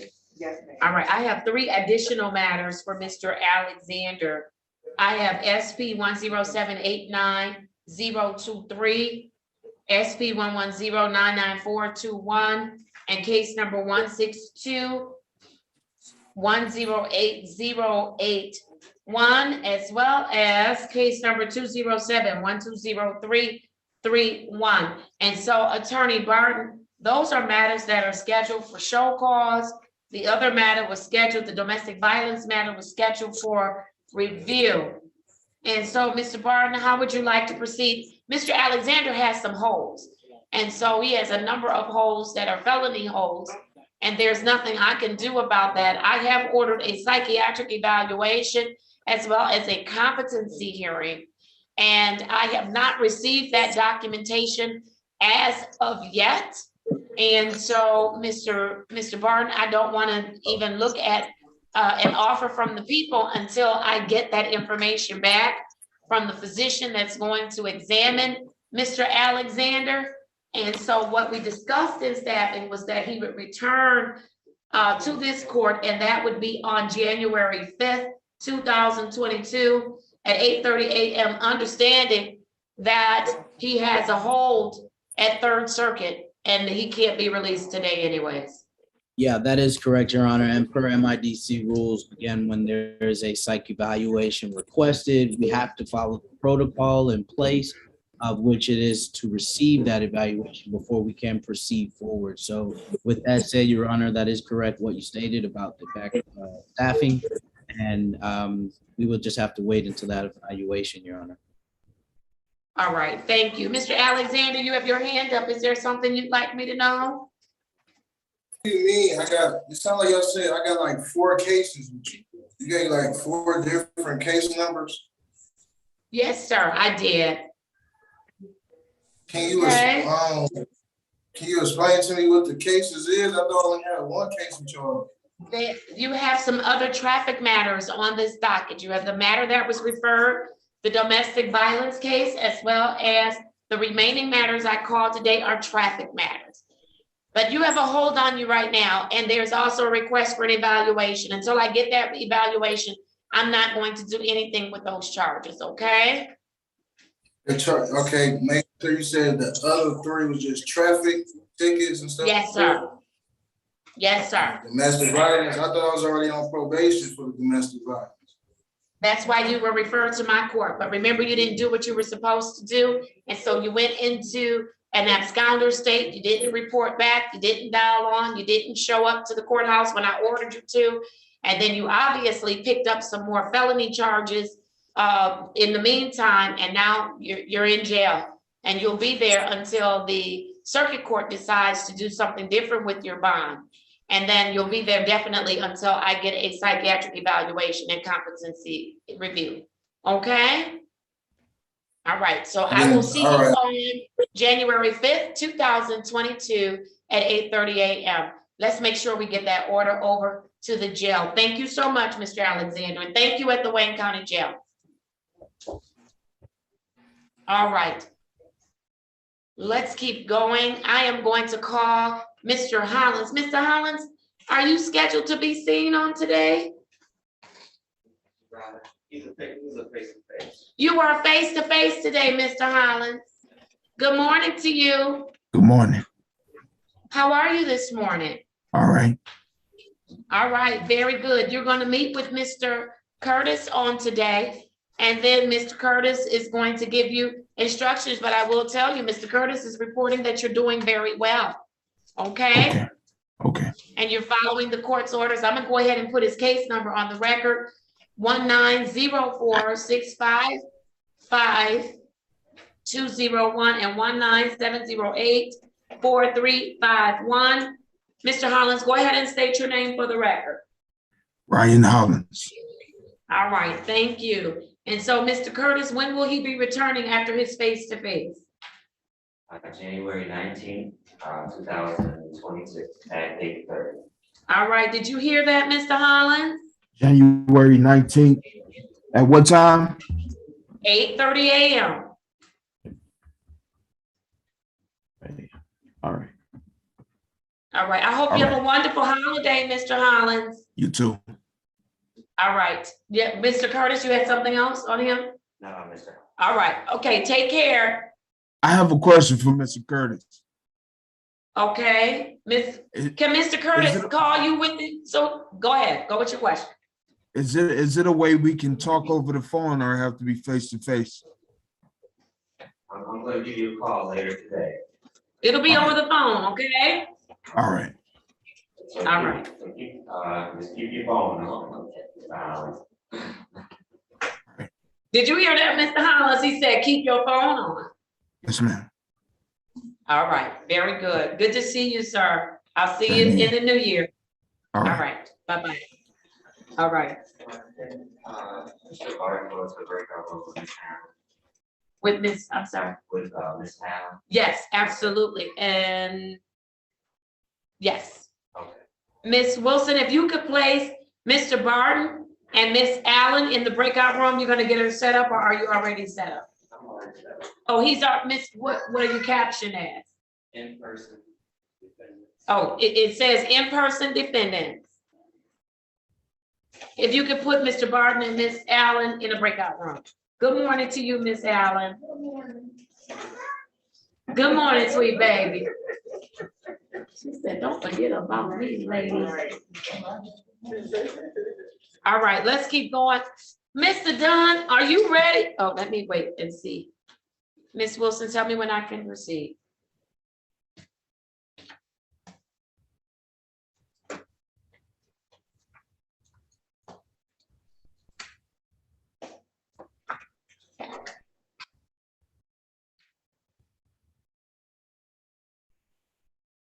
And then if you could reach out in the breakout room, retained counsel cases, I'm going to do next for retained counsel.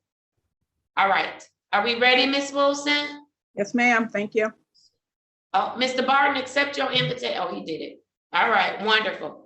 All right, Mr. Dunn, you're out of the bathroom. Are you ready to proceed? You're on mute. Yes, I'd like to Yes, ask you to forgive me for that. It certainly was not my intention to let that happen. And I Mr. Dunn? apologize.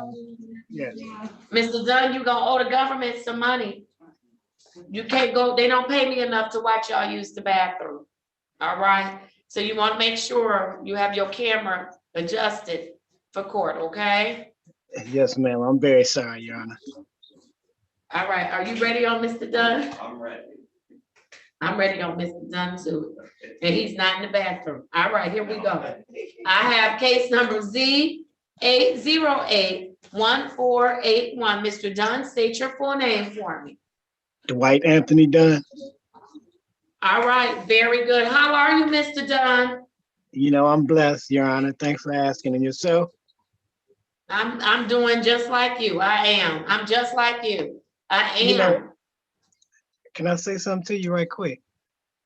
Uh-oh, that scares me. It seems as though the enemy is trying to get in the way from this process going smoothly. It's always something. I'm trying to prevent it. And the more I try not to do something, the more the enemy jumps in the way and tries to disrupt the process. I'm so very sorry, but I'm trying to hang tough.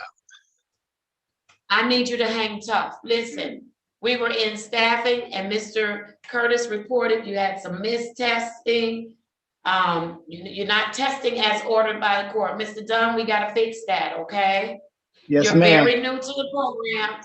You're very new to the program. So since we know that the enemy is working to mess up the process, you're gonna have to get up earlier than the enemy, okay? You're Yes, gonna have to ma'am. get up early in the morning, make that phone call to see if your color has dropped, and then you're gonna have to get dressed on the days that your color is dropped, and you're gonna have to head to the testing facility, okay? Yes, ma'am. All right, I need you to do that for me. Will you do that for me? Yes, ma'am, I will. All right, wonderful. All right, other than that, Mr. Dunn, I know that you've had a number of things that's happened. I want to know, how are you doing with the holidays? Oh, as well as can be expected. I give my sponsors a call and call my family, and I have an auntie that's my dad's sister. She's an ordained minister, and I call her for prayer. And I'll make it through it. A little rough, but I'll make it through it. All right, very good. I'm glad to hear that you're reaching out. And have you made contact with Team Wellness?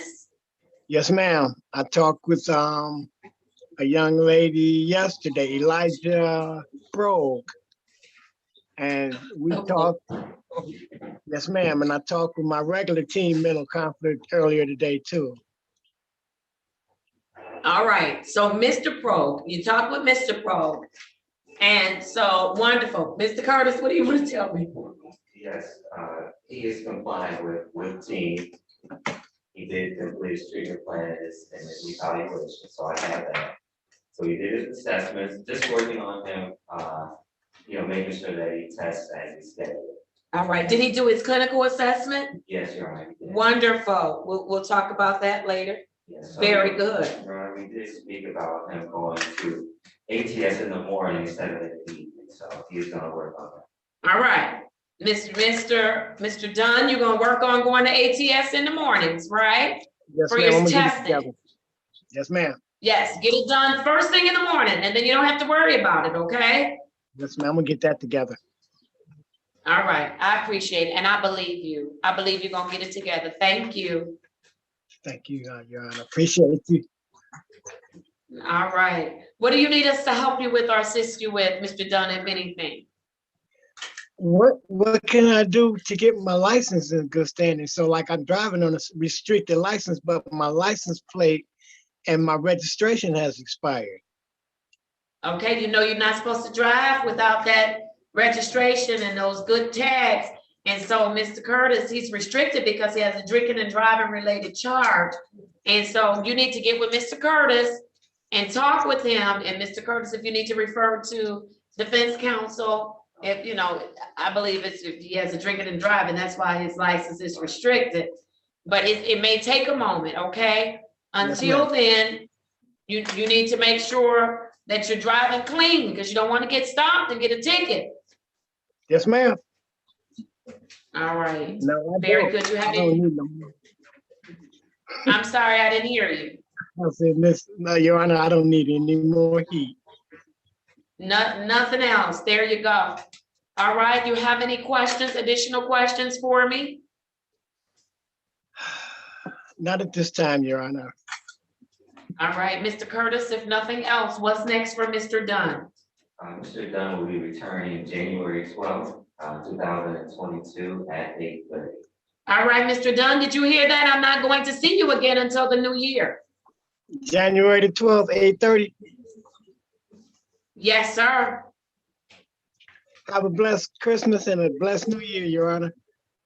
I will, and you do the same. Be safe get up and go to testing. You can't miss testing, especially not during the holidays, okay? Yes, ma'am. I'm gonna get it together. All right, very good. Good to see you, Mr. Dunn. Likewise, Your Honor. All right, okay, bye-bye. Bye-bye now. All right. I have one more case for specialty court, for today's specialty court. There are a couple of people who are on here who I just need to get some clarification for. Mr. Morgan was supposed to get some clarification for Mr. Love, Mr. Mitchell, Mr. Epps, and they should, a couple of these I can call. Give me 1 second. Mr. Crowfield, I can call Mr. Crowfield. Mr. Crowfield is case number 210-555-9501. Mr. Crowfield is awaiting a psychiatric evaluation, and therefore his next court date will be January 5th, right? January 5th, 2022 at 8:30 a.m. So let's make sure we get that new MIT to the jail. Also for Miss Terry. Is Miss Terry on my docket or did they take her off? No, she is, She on here? her date is. Okay, they gave her that January 5th date? Yes, January. All right, wonderful. I'm checking off the folks we talked about at staffing. All right, Mr. Morgan, on Sherryann Williams and Demetrius Love. Okay, Demetrius Love and Sherryann Williams. Judge, I did talk to Director Bomer. Yes. And I need to double check with her. She stated that in staffing, you indicated that since the assessments weren't back, we was going to give them the January 5th date. Right, but no, Sherryann Williams is at the CDC. She's at the with Detroit Police Department. So I have to get her arranged so they won't cut her loose today. Sorry about So her. Sherryann is that individual, and then Mr. Love is the same thing. He Yes, is with the Detroit Police Department, and I need to get them arraigned today. Okay, sorry about that, Judge.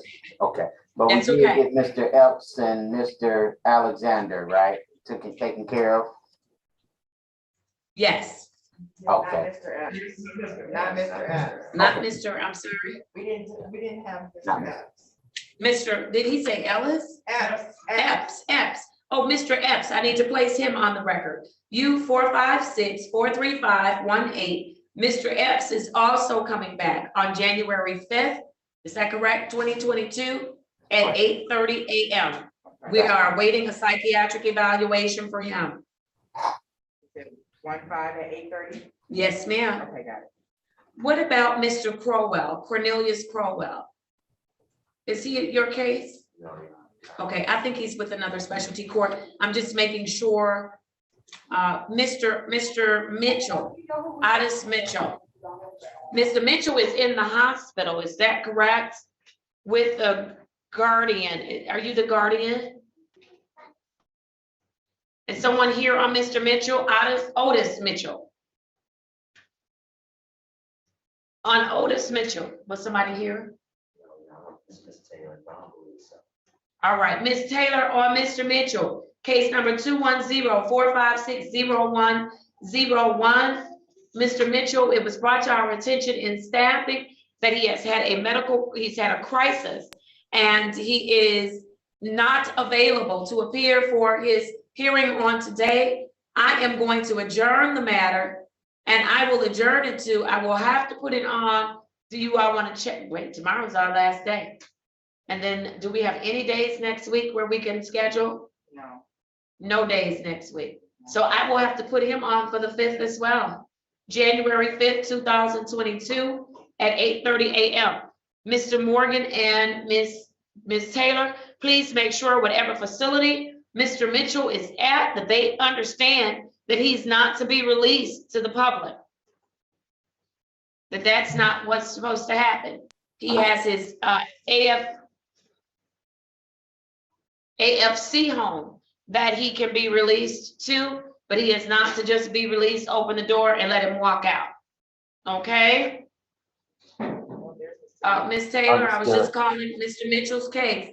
Mr. Mitchell is not on this morning, and so I'm indicating that I'm going to have his return to court date January 5th, 2022. And I've indicated that wherever he is, I know that he was having a crisis, that he is not free to just walk out, that he has to return to his, I think he was already at his AFC home, is that correct? Yes, he was at his AFC home. His original return to court date is January 12th, 2022. But he is in the crisis unit and they cannot discharge him until they speak with the guardian about his medication regimen. All right, so instead of putting him on the 5th, can we put him on the 12th? Just keep him on the 12th? Yeah, yeah. All right, very good. So for Mr. Otis Mitchell, I'm changing that date to January 12th, 2022 at 8:30 a.m. All right, Honor. very good. Yes. I apologize for interrupting. I just wanted to make the court aware that Attorney Griffin reached out to his guardian, Ms. Kawana Evans. He spoke with her, and I guess at this point, we'll update her on the new court date. But I just wanted you to know that she is aware or was aware of today's date. So. All right, wonderful. Thank you so much. At this time, because I am breaking at 12:30 today, I need to do the retained attorneys. Yes, 12:30 to 1:30. I can't just go nonstop. It's not good. And so I see counsel is on. Liddell, good morning to you. Good morning, Your Honor. All right, have you already checked in with my clerk? Yes, Your Honor. I'm here for Sherian Williams. She was brought in last night for DPD. I was asked to appear this morning, hoping that she would be eligible for mental health court. I do believe that that's the most appropriate place for her to be. So they told me that's what we're working to do. Yes. So they told me to appear this morning. I don't know if I necessarily need to be here for the arraignment. So that's why I'm here. Oh, thank you so much. Okay. Listen, with Mr. Morgan, our coordinator, is calling the detention center. And as soon as they come on, I usually take care of them first. Okay. And so when she comes on, we are going to process her for our mental health court. We don't want her to be in jail, but there are some things that we need to do. And looks like the detention center is on right now. How about that? All right. We talked them up, counsel. All right, good morning at the Detroit Detention Center. Good morning, Your Honor. Good morning. Who do we have up first? My name is Demetrius Wilson. All right, Mr. Demetrius Wilson, also known as Demetrius Love. Let me call these cases. I need the attorney to be on. I need one of the attorneys on. Mr. Barton, can somebody text them? I don't know why they would leave. And we see the jail and the detention center is on. You need Mr. Barton? I need an attorney, a defense attorney. Okay. Thank you, Mr. Morgan. Which one? At the Wayne County Jail for Mr. Epps, good morning. I don't know if they can hear me, but Mr. Epps, I have not received a report. I have used 456-43518 for Mr. Epps. Mr. Epps, I've not received your report. As soon as I get a report, we are going to service you and get you the assistance we believe you need. And so I'm going to see you on January 5th, 2022 at 8:30 a.m., okay?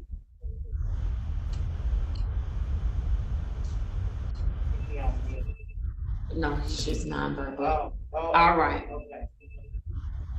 All right, thank you. Let's go to the DDC with Mr. Love. We're ready to proceed. This is the arraignment. We talked about these matters in our staffing. I have the following: U233-46315, U875-93212, U122-13613, U122-13913, U122-66113. Also, for the record, we need to make sure that Miss Mack, that we run Mr. Demetrius Love, also known as Demetrius Wilson, also known as Demetrius Holloway.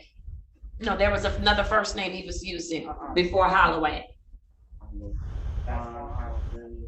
All right, but we need all of his names so we can get all of his cases. Sir, Mr. Love, please state your full legal name for the record. We can't hear you. Have them unmute you at the DDC.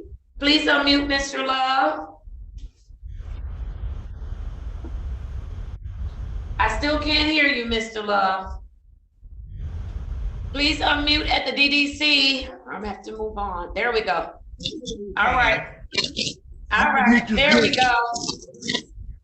My real name. Tell me your name. Demetrius. That's your legal name, Demetrius Love? Wilson. I'm sorry, I can't hear you. Demetrius Wilson is my real name. Well, why when you introduced yourself earlier, you said your name was Demetrius Love? No, they're using that because that's the name I used when I went to prison. I used my uncle last name when I went to prison. All right, we're gonna get all of your names together. All right, counsel, your client is here on arraignment. Mr. Barton, how do you want to proceed? Your Honor, my client will stand mute and waive any formal reading of the charges. All right, thank you. And are you entering a not guilty plea on behalf of your client? Yes, and we ask that you enter a not guilty plea, Your Honor. Apologize. All right, thank you. That plea is entered. What is going to happen, Mr. Wilson, Mr. Love, Mr. Holloway, I'm gonna call you by all those names so we can pull everything together. And we will get it together. I am going to send you to the Wayne County Jail because there are some evaluations that need to be done. And so we're going to order that those evaluations get done. And then I'm going to see you back here at the court on January 5th, 2022 at 8:30 a.m., okay? I won't be able to be home with my daughter. No, not this time. No, sir. We've got to get that back unless we can. I'm sorry. Let me answer your question. Unless we can get the evaluation done earlier, okay? If we get it done early, then, well, I'm gonna let you talk. Go ahead. They locked me up because they said I was standing in front of a store, and I wasn't. Y'all just released me the day before that. I never did that. All right, and you got released, sir, because you had a number of names in the system. And so here we are. You've been flagged for needing some services at 36th District Court. We want to be able to help you. The first step in getting you the help that you need is we must have an evaluation. And so I'm gonna see you back on January 5th, 2022 at 8:30 a.m., okay? And we'll get that order over to the DDC, as well as I believe we have to send something to the Wayne County Jail. All right, thank you all. Are you all ready on Sherrion Williams? Yes, he's on the female side, but Your Honor, make sure, can they send the MITs to Jones K 37 at michigan.gov? Yes, ma'am. Do we have that address?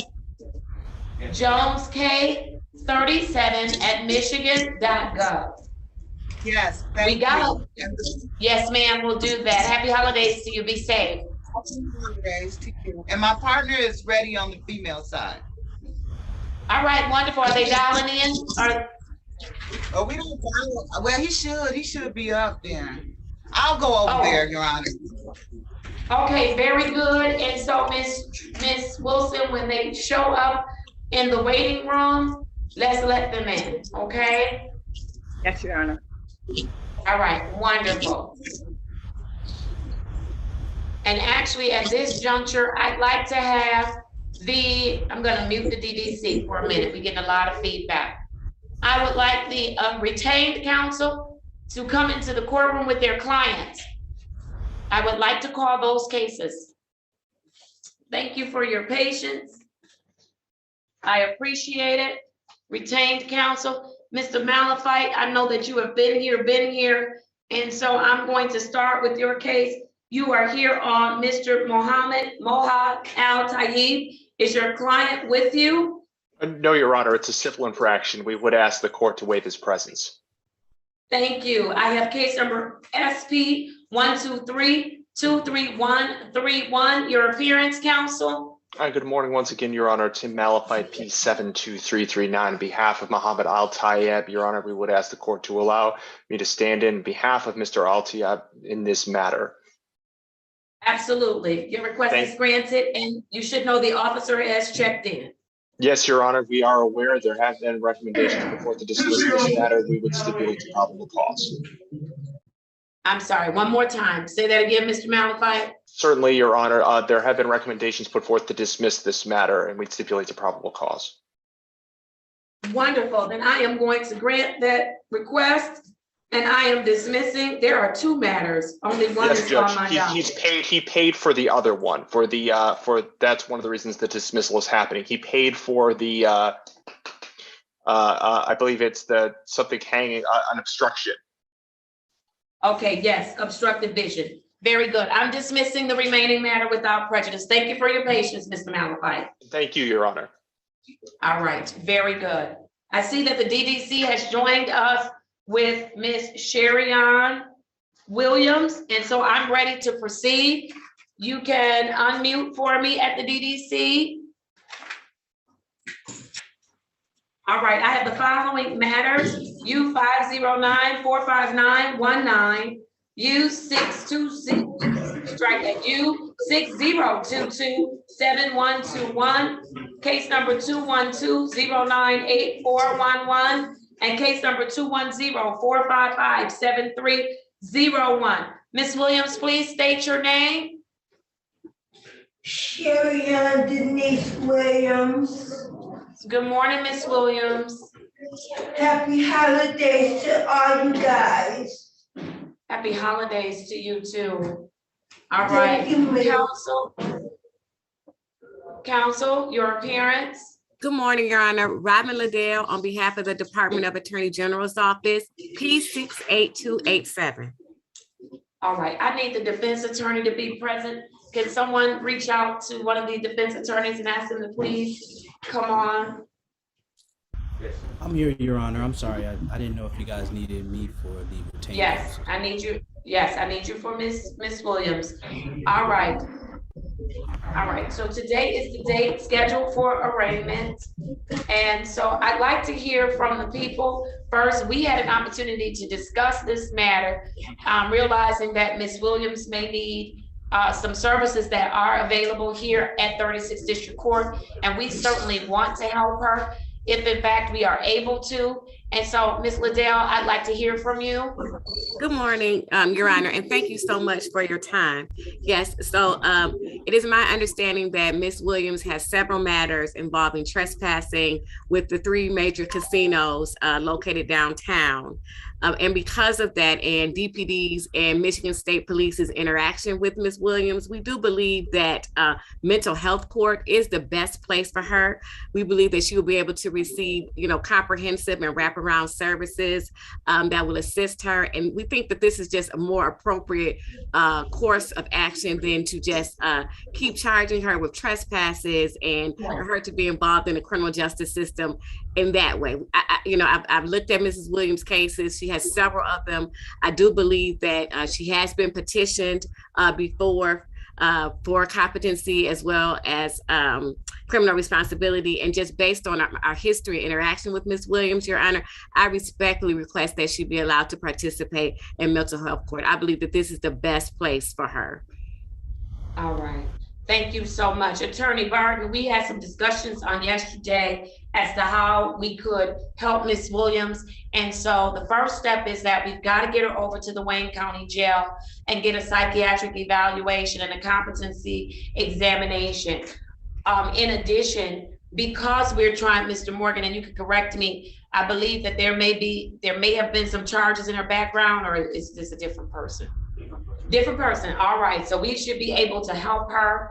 And that help may have to come in the form of a guardianship, having a guardian. And so, Mr. Morgan, I'd like to have this flagged as well, to reach out to Attorney Andrea Bradley Basket to start that process for Ms. Williams as well, because we want to get her healthy. We also want to keep her safe and have her in a good environment. Jail is not the environment where we want her to stay. We want her to go and get the assessment so we can determine the appropriate placement for her and make some good decisions with respect to Ms. Williams. And so, Mr. Barton, did I leave anything out with respect to our discussions on yesterday? Your Honor, with respect to our discussions, you were 100% accurate. As it relates to the arraignment, I would just say that my client would like to stand mute and waive any formal reading of the charges and enter a not guilty plea. But yes, you've hit everything on the head, Your Honor. Thank you. All right, wonderful. And so what I will do is I am ordering, and Mr. Barton, I need you all to prepare those orders for me, for Miss Williams, as well as for Mr. Love, with all of Mr. Love's names on it and all of his matters. I need you to do that for me. And I need to get those on today. I know you all are busy, but before the close of business on today, so we can get those to the jail, because I don't want them sitting there any longer than they have to. So I'll order competency for Miss Williams, and I will see her competency at the Psych Eval, and I will see Miss Williams back on January 5th, 2022 at 8:30 a.m. I do want her case to be flagged for mental health, as I do also for Mr. Love. Flag those cases for mental health. Anything else for the court's consideration? Nothing, Your Honor. Again, thank you for your time this morning. Liddell, I remember you now. It's good to see you again. I do. I remember you when you started talking. I'm like, I remember her. All right. Very good. Thank you all. Miss Williams, hang in there. We're going to get you some help, okay? Can I explain something to you, Judge? Well, you know what? I don't want you to explain something to me until we've made a determination, because anything you say to me would be used against you, and I don't want to do that, okay? No, it's about the guardian. I just don't understand, how could you put somebody in charge of my life that I don't even know, Judge? Well, I'm not putting anybody in charge. I done had 2 guardians already, and they did not do right by me at all. They stole my money. The first guardian I had, my mother had to take guardianship from Mary Rowan. That was so the listen to this, first Miss guardian Williams. I had. Miss Williams, hold on, Miss Williams. I have not placed a guardian over you, because that has to go through a process. And so let me say this to you. If you're coming to our mental health court at 36th District Court, you better believe that if you are appointed a guardian by the probate court, that guardian is going to do right by you, okay? So I have not, hold on, Miss Williams, also, that I just want you to remember that determination has not been made yet, okay? I just want to get a process started to see if it's even necessary for you to have a guardian, okay? Oh, okay. You ever heard of Michigan Guardian Services in Taylor? No, I have not. But Mr. Morgan, take note of that. We're gonna make sure. I just recently got rid of them last October, and they were not no good. They stole my money, and it was crazy. But yeah, where do I have a bond? No, you don't have a bond. You're going over to the jail so they can do a review for me, okay? And then I have your next court date is January 5th. But if they are able to get it done and we can get you in earlier, we will definitely do that, okay? Thank you for trying to help me. Miss Williams, I really want to try to help you. You seem like such a nice lady, and you're very smart. Ma'am, I can't remember names of agencies. You rattled that off like you had it written on the back of your hand. And so I want to work with you. Will you work with me? Yes, I sure will. I just have a very bad gambling addiction. That's all. Okay, well, we're gonna work on that, okay? I've been trying. I was supposed to go today to fill out an application for this apartment that I was trying to get, but I don't understand. I was at the bus stop, Judge, waiting on the bus when the officer approached me. I had left MGM. I had been gone from MGM for about 20 or 30 minutes. So I have to understand. Well, I understand because you have a lot of outstanding charges. So look, you're in the right place with us. You said you want the help. We're willing to give it to you. Thank you for your commitment to work with us. And I'm gonna see you on the 5th of January, okay? Okay, Merry Christmas and Happy New Year. Same to you, Ms. Williams. Thank you. And thank you, Ms. Liddell. Thank you, Attorney Barton. Thank you. Merry Christmas, Your Honor, to you and your staff. Same to you. Thank you so much. All right. Ms. Bates, thank you, Mr. Barton. Ms. Bates, who are you here on, Ms. Bates? Good morning, Your Honor. I'm here on Dominic Allen. Good to see you. Good to see you as well. All right, you're on Ms. Allen, Dominique Allen? Yes. All right, is your client with you this morning? He is there on Zoom. I see him. All right, let me just I found Mr. Allen. He's here on an arraignment on the bench warrant. I have the following matter. I have case number 154-270-771. Mr. Allen, please state your full name for me. Dominic Conte Allen. All right, good morning to you, sir. Good morning. All right, counsel, how are you proceeding today? Your Honor, in regard to the arraignment on the bench warrant, we would stand to the charges. I would ask the court to set aside the warrant. Mr. Allen did post, I believe, a $200 bond on that. Yes. He and did. we would just ask this honorable court to set a trial date in this matter. All right, the warrant is set aside. I will set this matter. What type of trial is your client requesting? Your Honor, we're just requesting a regular bench trial. All right, wonderful. I believe And this is your client understands his right to a jury trial, and that if I hear the case, that it'll just be me, it won't be a jury of his peers? Yes, I do, Your Honor. All right, wonderful. Then I am going to set the trial.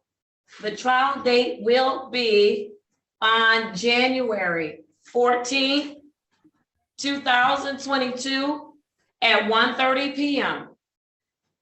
Anything else for my consideration?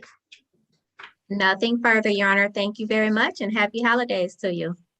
Thank you. Make sure you tell Mr. Upshaw I said hello. I sure will. He's not feeling All the right. greatest today, but I will let him know. Okay. Yeah.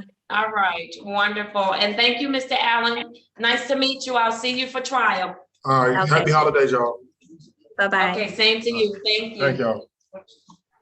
All right. Do I have any other retained attorneys that are on this morning with your client? Are we ready to go? Yes, Your Honor. This is Attorney Hammond. Okay, hold on. I think Mr. Attorney Julian Puta was here before you, so I'm going to do his case first. Who are you here on, Mr. Puta? Good morning, Your Honor. I'm here on Mr. Abwali. Abuali is the last name. Let me find him. One second. The first one on the docket. Oh, first one. There we go. I found him. I have case number SP 124-60441. Counsel, your appearance. Good morning, Your Honor. Julian Puda, P67520 on behalf of the defendant, Mr. Abwali. Your Honor, this is a civil infraction. I'm asking that you waive his appearance. Your motion is granted. Your Honor, regarding proceeding with the case, I did speak with the prosecutor and they've agreed to add an amended charge of blockading, which I have authority to plead responsible to, and the prosecutor is dismissing the original charge. All right, very good. And so according to the face of the charge, counsel, on September 2nd, 2021, while in the city of Detroit, your client was driving and made a prohibited left turn. Are you stipulating to the face of the charge and then I'll amend it? Yes, Your Honor. All right, thank you. I'm accepting that plea of responsible. On behalf of your client, I'm amending the charge to blockading traffic. I am assessing the fine at what is blockading traffic? $175. Will your client be able to pay that today? Can you have 2 weeks, Your Honor? I'll give the statutory 2 weeks, and so I'll adjourn it to pay 2 weeks out, counsel. And so that means that your client must get it paid on or before January 5th, 2022 at 10:30 a.m. I'll have it on my docket as an adjourn to pay. If it's not paid, he'll have to appear. Thank you, Your Honor. All right, wonderful. Have a nice holiday. Thank you. Thank you for your patience. Same to Thank you. you. All right, counsel that's left over, Counsel Hamed. Tell me, who are you here on today? I'm Mr. Abdullah, ALMUDHALKA. He's on the Zoom also, Your Honor. All right, can you have him turn on his docket? Turn on his camera for me. I'm here, Your Honor. Okay, thank you so much. Give me just 1 second to locate you.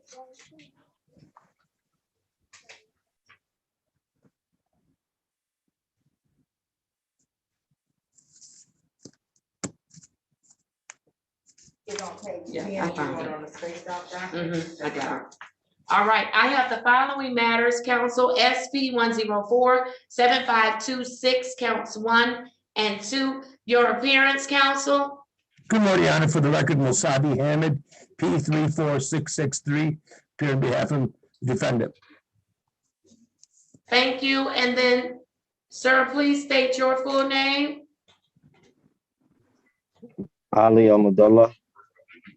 Thank you. It looks like there is an additional matter for your client that is not on my docket. It's not on the docket, is it? Or is it in another place? Oh, I didn't call it. My apologies. SX 369-29631. All right, counsel. These matters are scheduled for trial on today. How are we proceeding? Your Honor, I don't think the police officer has checked in. He did check in. He did check in. So you need to speak with the prosecuting attorney. Your Honor, I think there's a plea offer that we had worked out last time. Okay, you'll have to tell me what the offer is. You have it? I remember we had negotiated, sent it to the file. It was, Okay, nope, it's not in the file. So counsel, you're gonna have to talk with the prosecutor and get me an offer, okay? I've got to keep moving my docket. All right, thank you so much. All right, with that, are there any other attorneys that are in the courtroom with their clients so that we can proceed? If not, Ms. Wilson, I'd like you to have Ms. Bradfield, Attorney Bradfield, come back to the courtroom with all of her cases that are ready. I'm going to do those before I take my break, my lunch break. And my staff take their contractual lunch break. Yes, we're doing that in this courtroom. Your Honor, could we be put in a breakout room with the prosecutor, please? Ms. Wilson, if you could send the attorney into, sir, put on your video so she knows who you are, into breakout room number 3. Ms. Rogers, yes, ma'am. Good morning, Judge. I'm covering traffic for right now. Okay. Do I need to go in a breakout room? Yes, the attorney for Mr. Al-Mudallah needs to go in a breakout room. Okay, I'll get on Zoom in just a second. Wonderful. And you would go to breakout room number 3. Thank you. All right. All right. Ms. Bradfield, are you ready on your cases? Yes, Your Honor. With the exception of Mr., I think his name is, come on, give me just one moment.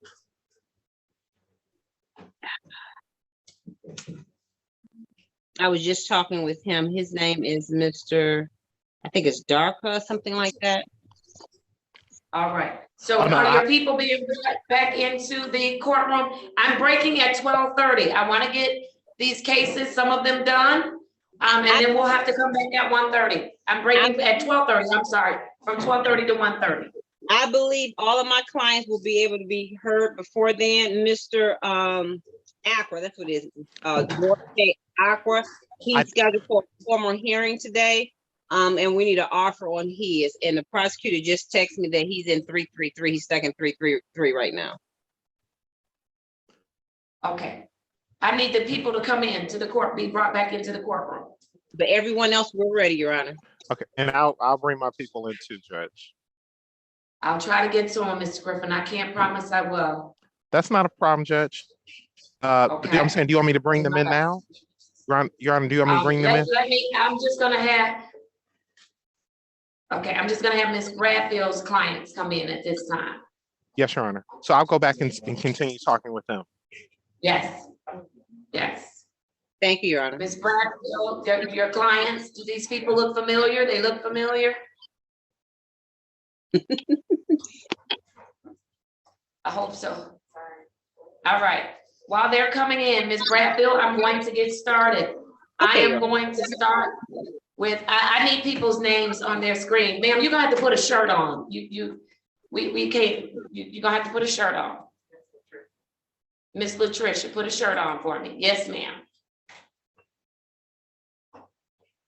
Whoever co-host, I could tell you who the people are. If someone signed in under Yasmin, that is LaShawna Allen.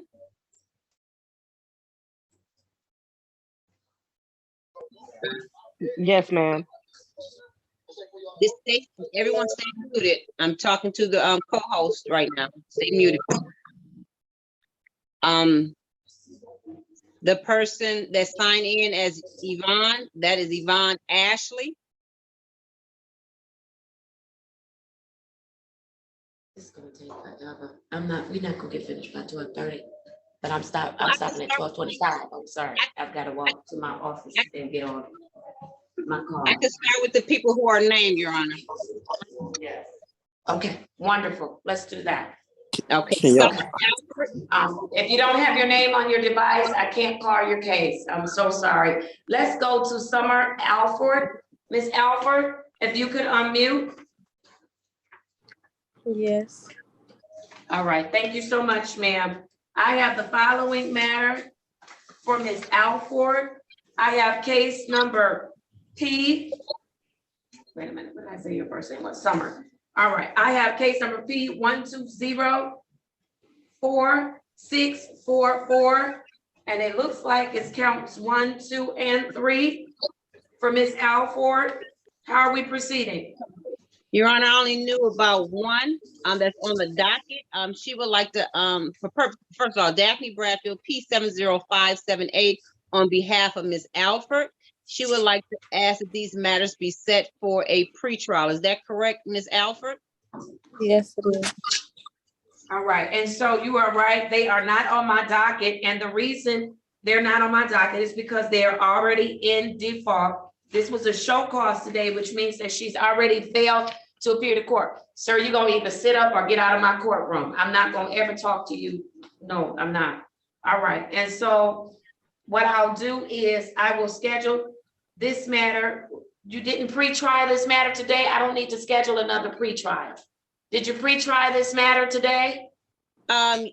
She's going to be bringing documentation in next court day, so I didn't want to call for an officer to be subpoenaed if she was just going to bring documentation. So I did. She should have really brought it today because she's already in show cause status, which means she has failed to show up in court before. I know that, Your Honor. I spoke with the prosecutor, Mr. Rosenthal, and she's going to be bringing a license back next court date. If she brings a license back, there's a great chance that this matter will be dismissed. All right. I'll schedule the pretrial for January, what is that? January 5th, 2021, and that'll be at 9:30 a.m. Okay, so you need to zoom in, okay? And make sure you have your documentation. My documentation on January 5th, I had a permit. I would have to go get a whole new permit. No. I don't know what you'll have to do. You can talk to the attorney if you want to go back to the breakout room.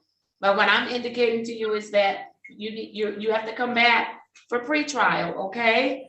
On January 5th, 2022 at 9:30 a.m. Okay? Is it possible for her to get a date for February, Your Honor? A date in February?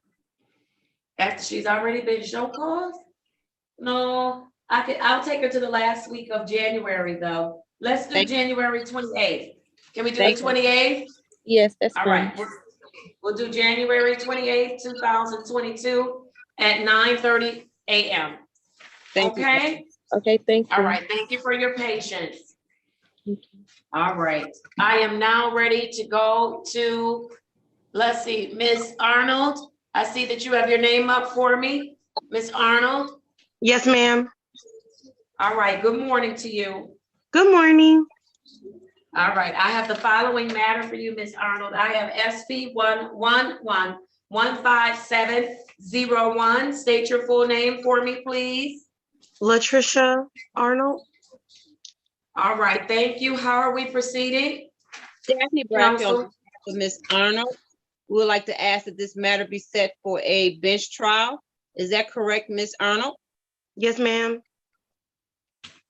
All right, and Ms. Arnold, you understand your right to have a jury trial with respect to this matter? Yes, ma'am. And you wish to have the court hear your case and decide your innocence or guilt? Yes, ma'am. All right, wonderful. And no one's forced you to do that, is that right? No, ma'am. Very good. Then I'm going to set this matter for bench trial. Can I still use the 14th, January 14th at 1:30?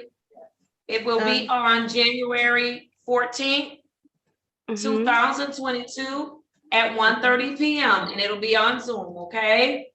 Yes, ma'am. All right, thank you for your patience this morning. All right, have a great day. Happy holiday. Be safe, everyone. You too. Same to you, thank you.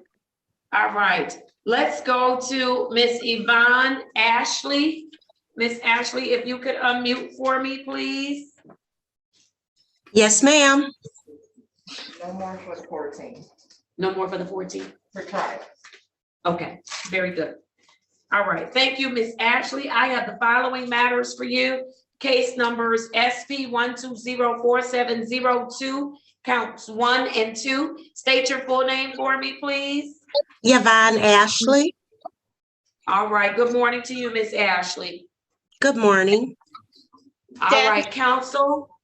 Daphne Bradfield on behalf of Ms. Ashley, who would like, for purposes of arraignment, she stand mute and wait for a reading, Your Honor. Thank you. She would like to ask that this matter be set for a bench trial. She has been instructed on her jury trial rights. All right, thank you. And nobody's forcing you to choose a bench trial, is that correct? That is correct. Wonderful. I'll schedule the matter for a bench trial. That bench trial will take place on January 21st, 2022 at 1:30 p.m. Anything else for my consideration? No, no, ma'am. All right, thank you. Thank you for your patience. Thank you. All right, I am ready to go to Miss, is it Devon Young or Mr.? I can't tell. It's Davon Young. Davon, okay, yeah, your face was covered. That's why I couldn't tell. All right, very good. For Mr. Young, let me find your case very quickly. It's hyphenated. It's Adolphus Young. Oh, thank you, Adolphus Young. Yeah. Thank you for helping us out with that. Yes, All ma'am. right, I was just getting ready to fuss and say, why would y'all let Mr. Young sit in my courtroom all day and he's not on my docket? I have you on my docket. I have case numbers SP 1172465, counts 1 and 2. I have case number SP 1172466, counts 1 and 2. Mr. Young, state your full name for me. Davon Tyrese Adolphus Young. All right, thank you. How are we proceeding, counsel? He is not my client. I have not spoke with him today. I don't know if Mr. Green Mr. Griffin has. Oh, okay. Mr. Adolphus Young, have you talked with an attorney? Think I spoke to Mr. Griffin. He had asked me to send him documentation of Okay. my So Mr. Griffin, hold on one second. Mr. Griffin is not on with us right now, so Ms. Wilson, if you could put Mr. Adolphus Young in the breakout room that Mr. Griffin is in, I'd appreciate it. Thank you. All right, make sure you accept that invitation. Yes, ma'am. I'm calling the people who have names on. Ms. Bradfield, did you speak with last name AKRA? That is the gentleman that was just put into my breakout room. That is a formal hearing, and the officer is present. I was trying to see if they could get an offer for him. I am All present, right. Your Honor. I was kind of backed up in 333, but I'm here if anyone needs to speak with me or if there's any other pending offers. I can look at them now, Your Honor. Okay, in regards to Miss. So wait 1 second. So Mr. Akra will need to, he needs to go back in a breakout room. Whatever breakout room Ms. Bradfield was in, Mr. Akra needs to go to that breakout room. Ms. Wilson, can you facilitate that at this time? Thank you, Your Honor. All right, very good. Yes, Your Honor.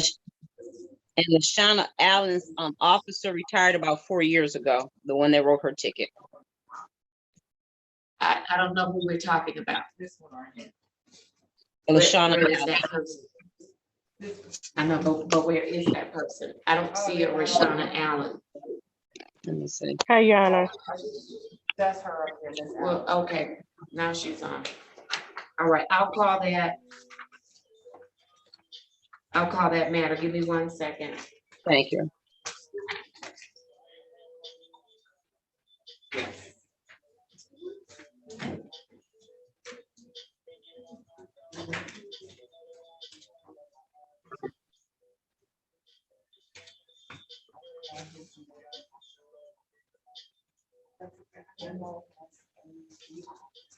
All right, I have the following matter. You gave me 2 matters. I only have 1 on my docket.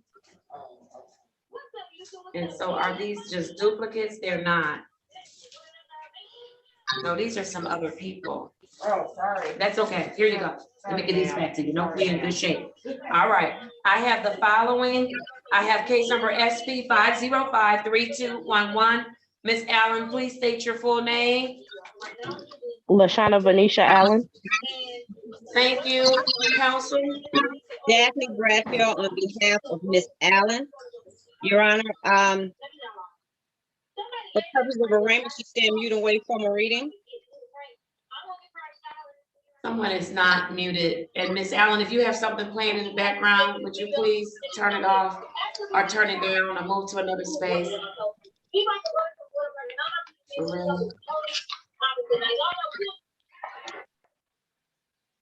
Okay. Is that better? Counsel, yes. For purposes of counsel. for purposes of arraignment, she stand mute and wait for more readings, Your Honor. Thank you, counsel. How are we proceeding? This ticket was written by Officer Mark Washington. He is separated from the police department approximately 4 years ago. We would like to make a motion to dismiss. All right, thank you, counsel. I'm going to grant your motion to dismiss this matter. I'll dismiss it without prejudice. However, this ticket was issued back in 2016. Your client has posted a cash bond, and she's going to have to pick up the costs associated with the fact that she waited all this time to get it taken care of. So I don't know what's going to be available for refund, but she will have to pay her warrant costs and all of those things. And so, but the matter is dismissed. Thank you. You'll get your paperwork in the mail. Thank you, Your Honor. All right, very good. Do you see anyone else, Ms. Bradfield? Because some people don't have their names. Yes, Miss Ajee. Yes. Where's Miss Ajee? I don't see. Please turn on your camera if you're in court, please. Oh, sorry, Judge. Sorry about that. Thank you so much. All right, no, that's okay.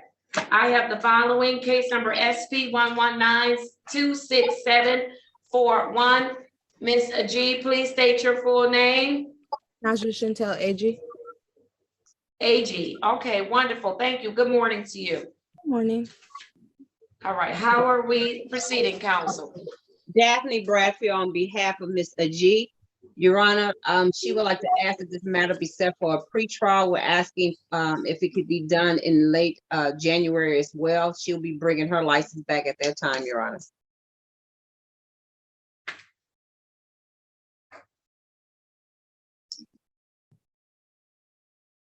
All right, thank you, counsel. I'll set this matter for pretrial.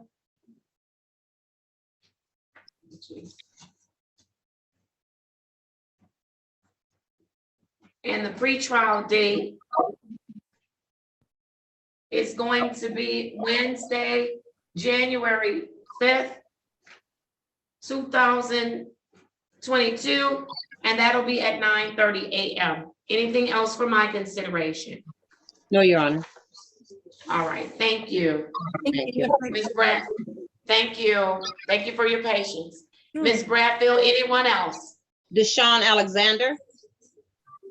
Unmute Mr. Alexander. Yes, good morning. Good morning, Mr. Alexander.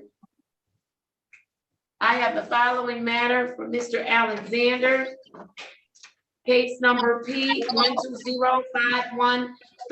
Mr. Alexander, please state your full name for me. Deshaun Alexander. Thank you. How are we proceeding, counsel? For purposes of arraignment, he stand mute and waive formal reading. Thank you. You may proceed. There's a recommendation to dismiss. We stipulate to probable cause, Your Honor. Thank you. I am granting that motion. The matter is dismissed without prejudice. Thank you, sir, for your patience. You'll get your dismissal information in the mail. Thank you. All right, thank you. Thank you, Your Honor. All right, who do we have up next? Yolanda Armstead, unmute. Good morning. Good morning. 1 second, there we go. I have the following for Yolanda Armstead. I have SP 105-209, 7 counts 1 and 2. Ma'am, please state your full name. Yolanda Yvette Armstead. Thank you, counsel. How are we proceeding? Daphne Bradfield on behalf of Ms. Armstead. Your Honor, for purposes of arraignment, she stand mute and waive formal reading. All right, thank you, counsel. You may proceed. She would like to ask that this matter be set for a bench trial. She was informed of her jury trial rights, Your Honor. All right, and Ms. Armstead, did anybody force you to schedule this matter for a bench trial and to waive your rights to a jury trial? No. All right, wonderful. Then I'm going to schedule the matter for a bench trial. And your bench trial date will be January, is that the 21st? That's a Friday, yeah. January 21st, 2022 at 1:30 p.m. Anything else for my consideration? No, Your Honor. No. All right, thank you for your patience. Who's next, Ms. Bradfield? Anthony Allen. Please unmute, sir. Thank you. And you did say Allen, right? Yes, Your Honor. Okay. I have the following for Mr. Allen.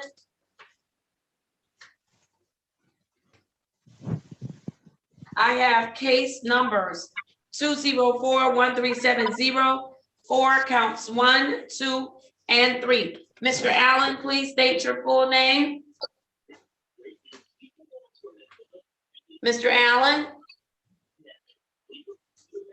Is Mr. Allen on the screen? Sir, we can't hear you. No, you're Edwin Anderson right here. We didn't call you, sir. Sir, mute yourself and stop it. I didn't ask you your name. Mr. Anthony Allen. Can he even hear us? Okay, thank you. Yes, I can hear State you. your name. All right, wonderful. State your name for me. Anthony Dwayne Allen Jr. All right, thank you, sir. How are we proceeding, counsel? Daphne Bradfield on behalf of Mr. Allen. Your Honor, count 3 is not on the docket. However, Ticket number 204137005, count 2 is, in addition with the first 2 tickets you mentioned. He would like to ask that, he would like to enter a guilty plea and accept the people's recommendation that if he was to plead to the improper place, the other 2 counts will be dismissed. Is that your understanding of the offer, Mr. Allen? Ma'am.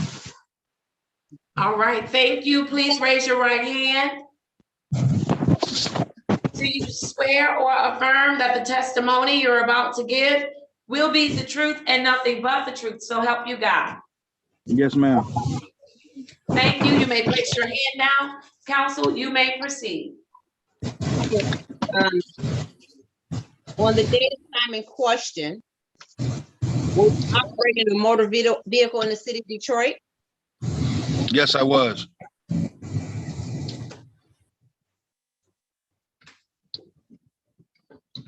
Yes, I was, ma'am. I was operating. Can you hear me? Yeah, say that again. Couldn't hear you. I say yes, I was operating a vehicle in Detroit. Okay, and you were stopped by a Detroit police officer? Yes, a lot of them. Yes. Okay, you received a ticket for the same, correct? Yes, ma'am. I'm satisfied, Your Honor. I'm satisfied as well. I'll accept your plea of guilty. Now, counsel, he's pleading guilty to the improper plates. I have another matter that has 3 counts to it. And I need to understand what's going on. Is it 204137004, count 1 and 2? Those 2 are on the docket as well. I have those 2, but I also have a count 3 to that, loitering, impeding vehicle and pedestrian traffic. That's a civil infraction that more than likely is probably in default. Is that one in default? What's that number, Judge? It's 413704. It's count 3. 4. Count 3. That is a civil infraction in default. And it is in default. All right. So only counts 1 and 2 are being dismissed. And then you said the remaining one was not in the system, Ms. Bradfield? I was just saying count 3 wasn't on the docket. Yeah, not on the docket. Got it. Okay, very good. All right. I'm accepting your client's plea of guilty for improper plates. I'm dismissing the remaining 2 matters with a stipulation of probable cause. We so stipulate, Your Honor. All right, wonderful. What happened to count 1 on the ticket 204137005? There's a count 1. Yeah, it's closed. It's already closed. All right, very good. I'm just making sure everything is accounted for. I'm ready for sentencing, counsel. Anything you'd like me to know about your client? My client will need time to pay. All right, I am assessing costs in the amount of $200. I'm assessing the fine in the amount of $50. The total owed is $250. How much time does your client need to pay, counsel? 30 days, sir? Yes, ma'am. That's good. Yes, ma'am. That's good. That's good. I'm going to bring this matter back on January the 26th, 2022 at 10:30 a.m. If your client has paid in full at that time, he does not need to return to court. If he fails to return, then the plea offer will be set aside and the original charges will be reinstated and a warrant will be placed in the system for your client. Anything else for my consideration? No, Your Honor. All right, thank you. All right, counsel, give me 1 second. Okay. Ms. Bradfield, on counsel who had the matter that I needed to recall. Counsel, what's your last name? Oh, he's not on the screen. Let's keep going. Ms. Bradfield, who do you have up next? Mr. Edward Anderson. All right, Mr. Anderson, if you could unmute for me, please. Yes, I'm right here. All right, thank you. Where are you? I don't see you on my screen. Oh, You need to turn on your camera, sir. No, I don't see you. Let's go to the next matter. Miss Bradfield. That's all that I have. I can go back into the breakout room with Mr. Arca. All right, very good. All right, so I'll do that. Excuse me. Start my video. Right. Sir, Yes. mute yourself. You can't just talk out in my court. You can. You can. All right. Where did your case already get heard? Okay, goodbye. Y'all gonna make me act out before lunch. All right. Ma'am, it's not starting a video. I don't. Ma'am, sir, I need you to fix your issue or come back at 1:30. That's all I can tell you. But you cannot call out in my courtroom. I can't fix your video. The attorney has already gone to a breakout. Well, she's going back to the breakout room to work on some more cases. Thank you so much. I can't help you fix your video. All right, Mr. Rosenthal, Attorney Rosenthal, you have your hand up, and I see 2 individuals in the courtroom. I can probably get those done, and then I'm breaking for lunch. Your Honor, if I may, I need a breakout room with Officer Robson. We can wait. It is a formal hearing, so if you want to wait till after lunch, I'm perfectly fine with that, Your Honor. Well, I have a breakout room number 3 that's set up for the attorney and officers. So if Ms. Wilson can place the 2. Sir, if you don't turn off that device and stop talking in my courtroom, stop. Mr. Rosenthal. Oh, Jesus. I'm gonna disable you for real. Hold on, give me 2 seconds to find you. I'm gonna really disable you. And I'm gonna see you at 1:30. That's what I'm doing, because you keep on talking out in my courtroom. That's the name. Okay, you got it. Okay, yeah. All right, thank you. All right, Mr. Rosenthal, it looks like you all have already gone to that breakout room. Mr. Griffin, there are a couple of people in the courtroom that I probably can get done before I leave the bench, because I am leaving the bench. I've been here 8:30, working nonstop. Oh, ma'am, I'll see you if you're that disappointed, you can come back at 1:30. I've been here working. It's not like I've been on vacation or anything. I haven't. I really haven't been.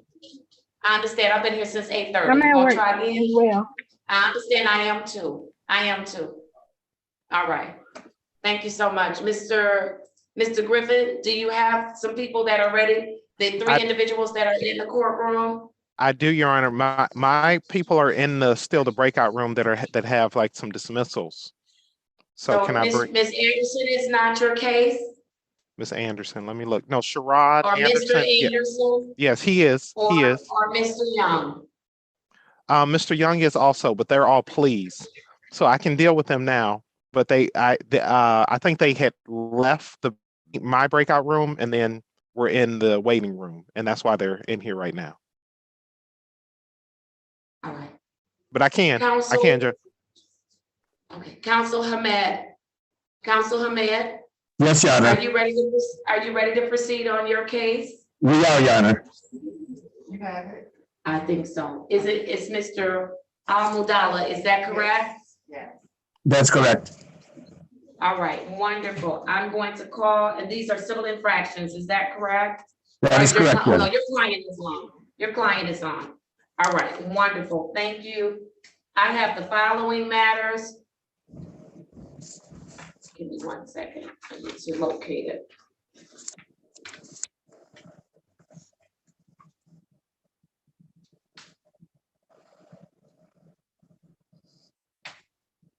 All right, I have the following matters for Mr. Al-Mudala. This is a recall. Case number SP 104-7526, counts 1 and 2, and case number SX 369-29631. Counsel, your appearance again for the record. Good afternoon, Your Honor. For the record, Mosabi Hamid, P34663, appear on behalf of Mr. Ali Al-Mudala, who's on Zoom also from Yemen.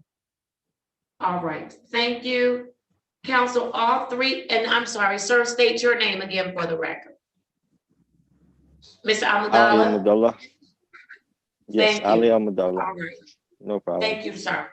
Counsel, these matters are scheduled for trial. How are we proceeding? Your Honor, I talked to the city attorney. At this time, my client would be pleading guilty to the charge of unregistered title. That was SP 104-75261OT. And exchange, the remaining two would be dismissed.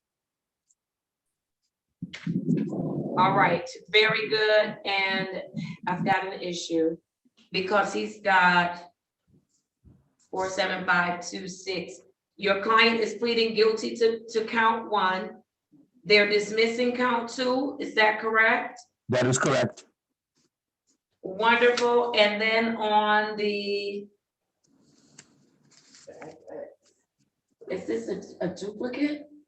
SX36929963. Yes, okay, it's a duplicate. It's okay, it's okay, I got it. I got it, yes, ma'am. All right, very good. And that's going to be a dismissal as well, is that correct? That is correct, Your Honor. All right, wonderful. Mr. Abudala, please raise your right hand. Do you swear or affirm that the testimony you're about to give will be the truth and nothing but the truth, so help you God? I do. Thank you. Counsel, you may proceed with constitutional rights first. Mr. Abadal, you have a right to go to trial in this matter. At that time, you can testify if you wish, or if you don't wish to testify, that cannot be held against you. You have the right to call witnesses, and if the witnesses don't come, you can have this court subpoena them. You're going to be waiving all those rights today and pleading guilty, responsible to the charge. Is that correct? Yes, that's correct. Thank you, counsel. The factual basis, please establish it for the record. Your Honor, they requested that you received this ticket, which was back on December 11th, 2019. Were you driving a car that was unregistered? The registration had expired? Yes. Satisfied, Your Honor?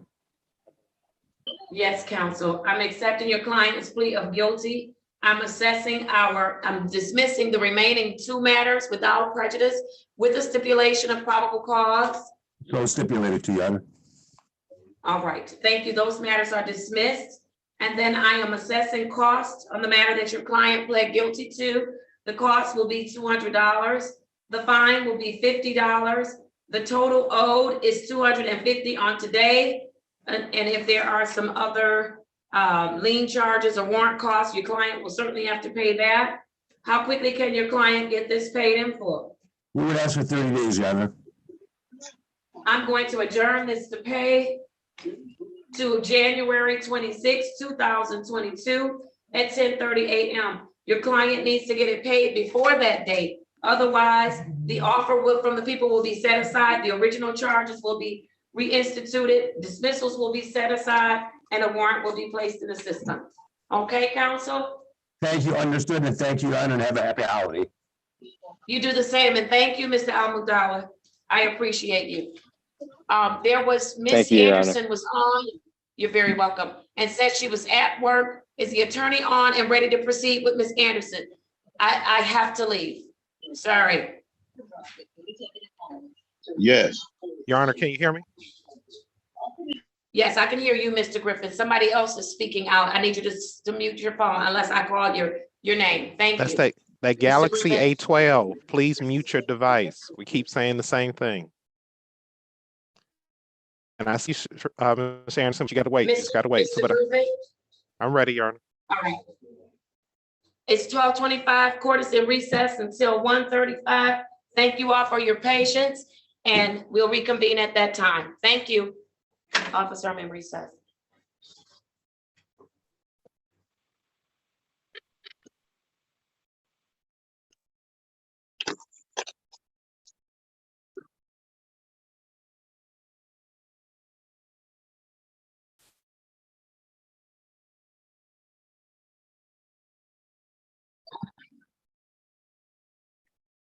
And Your Honor, I just want to give you